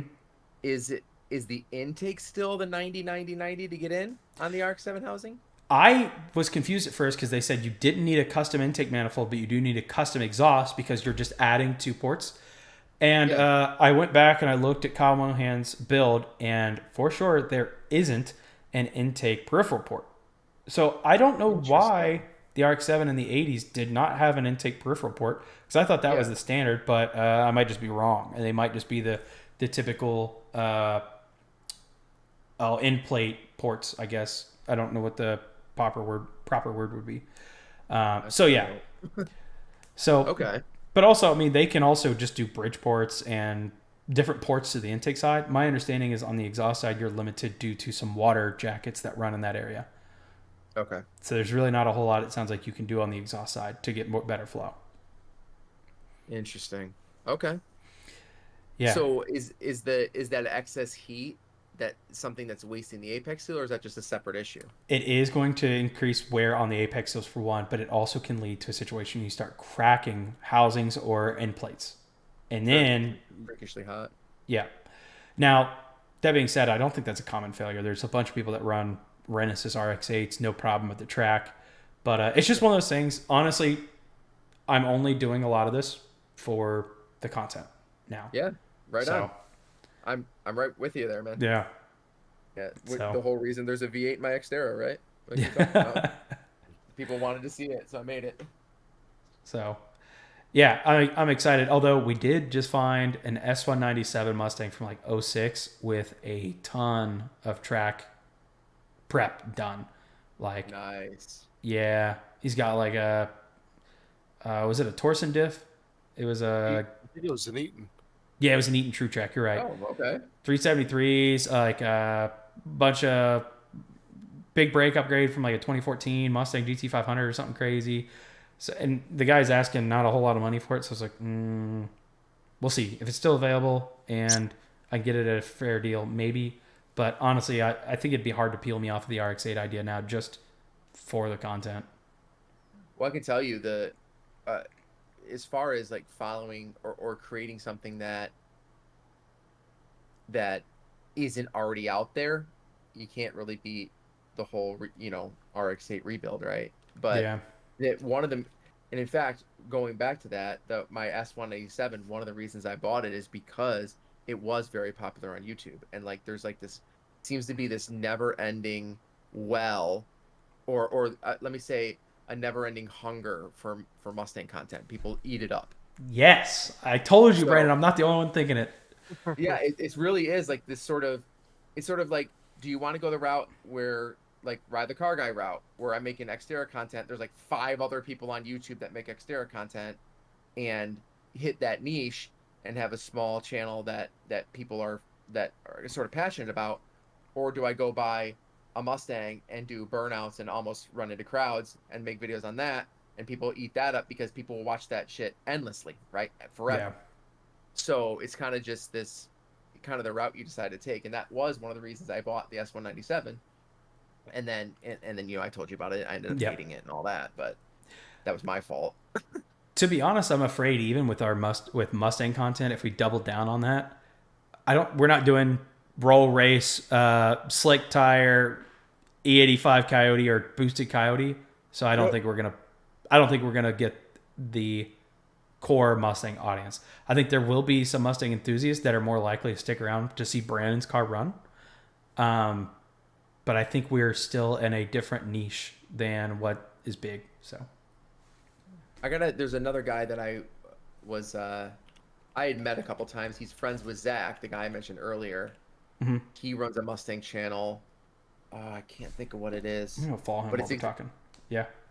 It's exactly what you were saying, though. Like, it's absolutely ridiculous GT500s and, like, blown to smithereens, just absolutely cranking on it every video. And, like, that is the content Mustang people want to see. So, like, if you're looking to do something different, you're not going to hit as hard, right? That's just kind of how it is.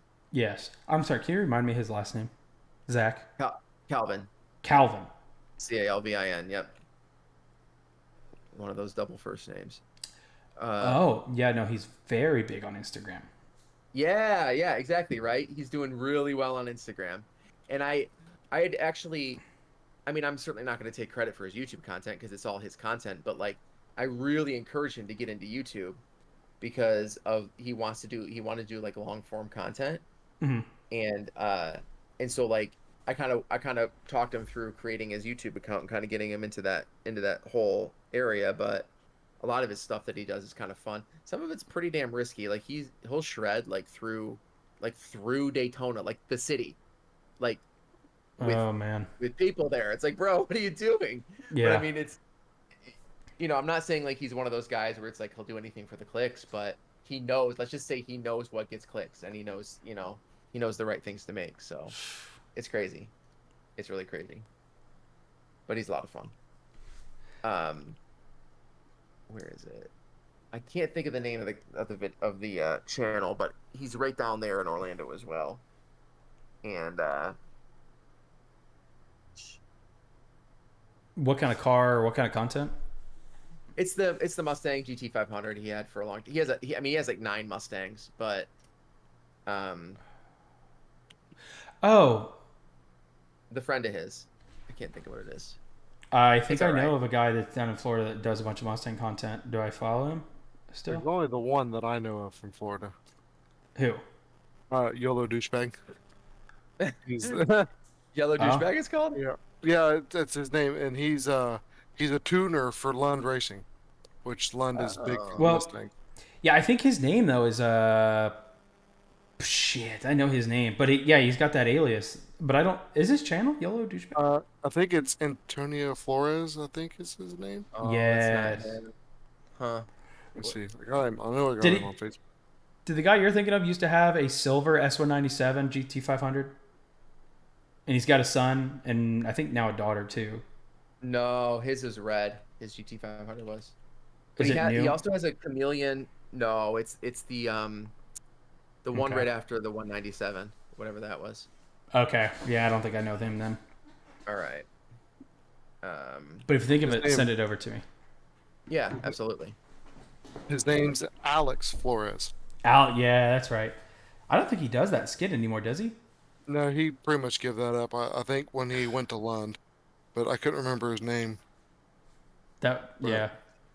I love that series. That series was hilarious. Some of those hit a little close to home, but it was still funny. Yeah. The old Camaro, like talking shit about the Camaros. Yeah, hold on. Easy. I guess now they don't own one. So. Well, he's got a Corvette now, a ZR1. Are you kidding me? He went and bought a Corvette after all that? Yeah, I thought he was like legitimately like just dead set Ford only.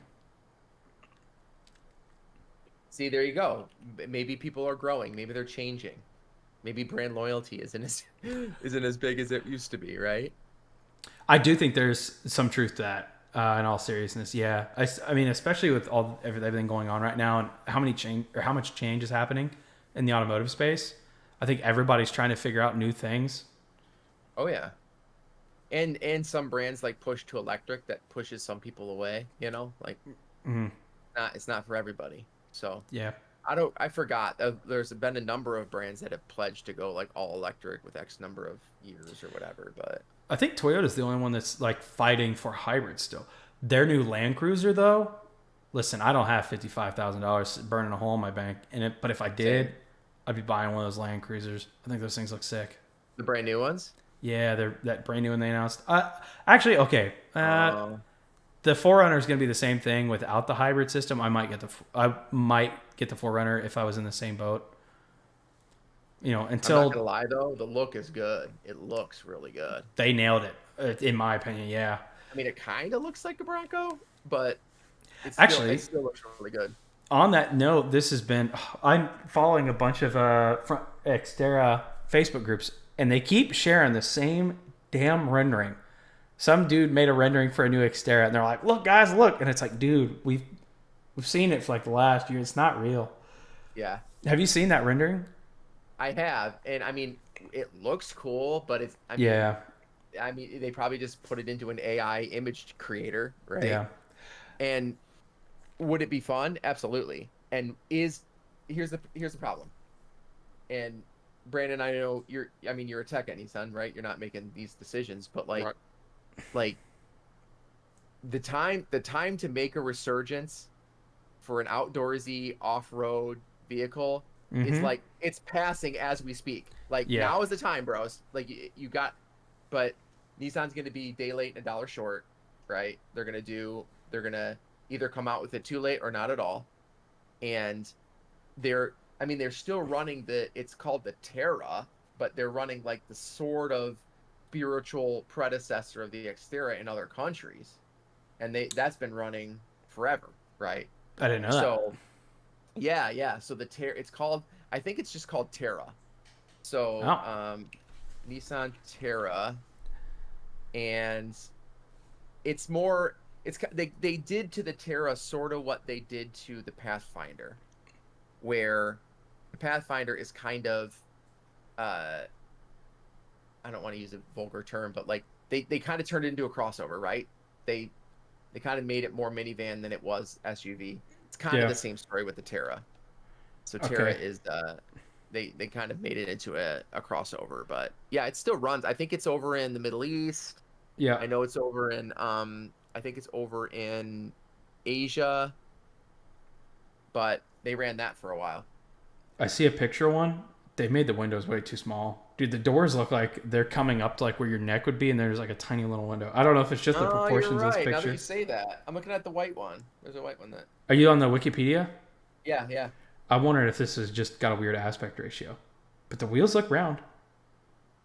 They do. That I don't is know. not good.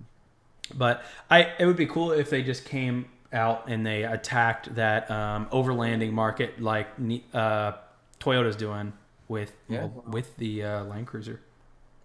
I mean, I think. Oh, sorry, Brandon. Go ahead. No, go ahead. They did really well. I think I personally liked the 400, the Z. Oh no, I like the 400Z too. I think it's cool. Yeah. So I mean, that's it's not that they're incapable of making cool cars. It's just they're not doing it. Mhm. And so I think that if they came out, if they re-released the Xterra when, like the whole pandemic thing and everyone was going outdoors and like we saw this sort of resurgence of outdoor stuff and e-bikes and everything, the whole resurgence of those, people just want to be outdoors and they want to do outdoor stuff, and Yeah. it was really cool to see that happening, but Nissan's just not capitalizing on it. And I think they're expecting to fill that gap with Pathfinder and Brie Larson driving up a mountain Yeah. or whatever. Yeah. I hope Yeah, that's not the right. case. Because So isn't that new Pathfinder brand? Isn't that IRS in the rear? Yes. Oh, gross. So I think Rise got it on point with they're trying to rekindle some of that with the new Pathfinder because like I was talking earlier, like the Rock Creek. Yeah. It comes on, it's like I would say probably about an inch, maybe an inch and a half lift on all terrains. Okay. That's kind of And, cool. and I'm like, it's a good looking SUV if you wanted to do some more of the overlanding. Okay. But the problem is Nissan's getting out of the truck market. Mm-hmm. Let's say in Are they? 2024, yeah, 2024 they're dropping the Titan. Yep. Right. 2023 they dropped the Titan XD. Next year they're dropping the Titan. So we're only going to have the Frontier and the Armada for your full size, or not really full size, but frame on. But the Frontier is the perfect market for it, dude. Give us some electrical connections in the rear at very minimum. I don't know. I feel like there's so much more room you can take the Frontier and say, hey, do you want to go overlanding? Do you want to go off roading? The Pro 4X kind of has the off roading covered. I don't think we need a crazy front locker for a fun off road rig. We're not trying to compete with Jeep. I think the Pro 4X Frontiers are just about like if you're just looking to buy a brand new truck that it's got the capabilities of a truck, but you do the overlanding, it would be the perfect truck. Yeah, I think it'd be cool for them to come out with a more raw off road / overlander as well. Maybe go ahead and give us that front locker. Give us some bigger wheels, tires. Give us, I don't know. Give us a capable roof rack. The roof rack on the old Pro 4X, like the rack on the top. I thought that was always a nice touch. That way you could start mounting stuff. I actually think I took a picture of one. I saw one decked out with like Nismo gear, or I don't know if it was called. I think it actually was called Nismo. Do they run that name anymore? Yeah. They don't run it anymore, but they did run the Frontier did get a Nismo package. Okay. I saw it 2024. I was at the dealership probably buying parts. That's all I do. And the it looked really, really good. I'll see if I can find it, but if I can, I'll send it to you guys. But I mean, they had a roof tent on it. They had really fancy aftermarket those I call them ladder racks, but they're not ladder racks. The stuff that goes on the back of the bed. Yep. And it looked mean. It looked really good. I think they had a different front bumper on it. They had like Iron Cross style, like big metal bumper. It looked really nice, and I was like, okay, so they still have it. It's just they're just going pickup versus SUV, I guess. Yeah. And then the light off-roaders, like the people who would buy the Bronco Sport are the people who are going to be buying the Pathfinder, right? So they want to do light off-roading and stuff. But either way, that's pretty cool. But go ahead. I was just saying it looked nice. That's all. But to touch on the Z, have you guys seen it in person? I've seen one in person. Yeah, I think I've seen one, maybe two. It does not look as good. I'll admit. Is that what you're about to say? Yeah, pictures did it justice. Yeah. I think they did a really good job of what they were trying to do with getting kind of bringing all the generations of the Z into one car. Mm-hmm. But exterior wise, they did a fantastic job. I think, doing what they were wanting to do. Interior wise, it's just a 370. Is it really? Yeah, the only thing they changed was the radio and the cluster. Other than that, it literally sits and feels like a 370. Does that not just encapsulate Nissan in a couple sentences? I mean, come on. It does. Come on, guys. So that is, and I'm with you. I will say, like, the sort of my big thing that kind of hit me in the heart was like the 240 touches. They really called back to some of that 240 stuff. It looked really good. The taillights, whoever designed the taillights needs a raise. Keep him. I'm sorry to interrupt. My favorite part about the whole car. But keep going on the 240 touches. I'm just saying they crushed, and it's just one of those vehicles where you're like, okay, I'm very pleased, but then, like Brandon's saying, you turn around and then you cut corners somewhere else, and you're like, okay, you're not, maybe I'm not going to call it a parts bin car, but you're like, you're reusing the same designs, you're reusing the same layouts and things like that. That frustrates me. And then the price tag's probably not going to reflect that, right? The price tag's going to be, it's crazy high if I recall. So we just got one in. Nothing special at all. Okay. It's 18-inch wheels all the way around, no stagger fitment, which almost every Z for the last 20 years has been stagger fitment. Also, it was automatic, and I want to say that it was pretty much lackluster anywhere else. And Worried. sticker price was $45. Ooh, Oh. man. Then with Is there- dealer markup, Yep. Market adjustment. it was, I think it was 50. I want to say it was like 57. I think is what they were trying to sell it for. Wow. Oh my gosh. And so back when the Z first came out, they made 200 protos that were coming to the States, and we got one of them. They That's pretty bought. cool. It is pretty cool. You remember the yellow one I sent you pictures of? I mean, this has been The one with forever ago. bumper damage? Yes. That That was the proto. Wow. And that car was 45, and they only sold it for 10,000 over the cost. And so there's only 200 of them in the States, and the guy bought it for 55,000. Wow.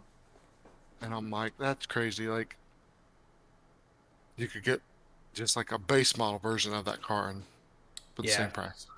To repeat the brand loyalty thing, I'm not like diehard Ford, but I think Ford's doing a lot of good things, and one of those is going after these franchises. I know of a franchise, Brandon, that my dad used to work at that either was about to lose their franchise or they might have already lost their franchise for doing that exact same thing. And Really? it is a big dealership. Yeah, my dad worked there for quite a while, and he specifically left, and he told me, he goes, I'm not going to do what they were trying to get me to do. He goes, I don't sell cars like that. And we come from a very small town, and there's a brand new like Chevy dealership, and then there's this used dealership that my dad used to work at, and he said, I'm going back there. He said, and I'll sell cars the way I want to there. And I mean, he knows what he's doing. He's the every other car salesman has left, or they've let everybody else go. It's just my dad operating out of there, and he does very well because he doesn't play that game. But the Ford is cracking down on that stuff. I remember there was a lot of talks about them cracking down, so I'm thinking they might have started backing off that some. But I really would like to see other companies do that. To echo that, I've heard stories about the same thing with the 250s and the Super Duty trucks. They were doing the same thing, where they were just going nuts, marking them up once they got to the lots. And so, yes, I did hear stories of Ford being like, no, like you guys can't be doing this stuff. Yeah. So I'm thinking Ford probably backed off just because of the price of the Dark Horse. Because the base model price for a Dark Horse is about 55 to 56,000. You can't find one for under 70 right now. Really? Yeah. I actually just saw one of those at a Cars and Coffee like 2 days ago. Yeah. I've seen one on the way to Mitchell's house the other day, and I thought it was gorgeous, but They're real nice vehicles. They're beautiful, but I don't know. Well, I wouldn't pay 70 for it. Let's put it that way. Yeah. One annoying thing is I was mentioning it earlier. I had that GT350, and we paid like in the 40s for it, and now they're going like for in the 60s. yeah. Just because of the market. So I'm like, dang it. Right. You never think to play it. You never think to play an automotive market, right? It's not really No. something that you do. But That's a not dangerous one to play. Not short term. Yeah, exactly. Tell me about it. I have a spreadsheet that proves that. But Hey, you're opening a can of worms there, son. Listen, you're talking to the spreadsheet king. Okay. Oh, okay. All right. Listen, we're getting into a long topic there. Listen, have you ever heard of Hearthstone? Hearthstone? Hearthstone. The game? The video game? Yeah, the video game. Oh, 100%. I don't play it, but I absolutely have heard of it. Just to give a reference. So I do have a spreadsheet keeping track of all the vehicles I've owned and money I've spent and what I've done, all that. I have VIN numbers, just not for my Grand Prix. But Hearthstone, I've got a spreadsheet where I was keeping track of Battlegrounds runs with like the character I was using, the cards I was using, and like the scores. And Okay. because there, especially during the height of COVID, I was working from home, and I'd just be sitting there working, knocking out my Excel work, and playing Hearthstone on my phone. Like, I would take my turn for 30 seconds, then I'd have a minute and 30 of just working. So I'd just Yeah. be doing that. I logged over 1,000 runs in a Google spreadsheet What? with and some insane graphs keeping track of my history. So that as I typed in like what character I'm using, it would pop up and go, okay, you've done the best with this character with this major card, and like this is your average finish. And Wow. Running stats on it all? I've got not one but multiple ones on stats for TikTok Shorts. For a while there, I was keeping track of filter information just so I could prove to everybody that Fram is junk. That way I could whip it out whenever I needed to. Convince Oh, everybody yeah. to not buy Fram. You don't need to convince me. Yeah, good. I actually started going OEM. How do you feel about OEM filters? Nissan 100%. filters? I don't know anything about Nissan, but I know Motocraft makes a good brand. And Yeah. here's the other thing that they don't list on the box, and that is cleanliness levels. Cleanliness levels are everything. That's how you eat up bearings. That's how you hurt a motor. You mean like in microns, like a measurement in microns, or what? Yeah, so typically Okay. you'll keep track of filter efficiencies at certain particle sizes in microns. So I'm just making up numbers. Like we might say I have a 90% filter efficiency at like 30 micron, and then I have a 60% at 20 microns and 30 at 10. And that's the kind of that's filter efficiencies. And then as far as sorry, I delved off to a different topic. My brain's slowing down. Cleanliness was slightly different. Yes, you would have particle sizes in microns, but you'd also have different particle lengths. That was an odd one that surprised me. And then we also started. That's a new product. I'm actually going to stop there. Okay. I'm now starting to think of new product, but yeah, like particle length, and then I'll say particle types. There was different types, like Sure. as far as like hardness and like soft, without going too in depth. But yeah, and that is where you start getting into some unknowns with third-party filters.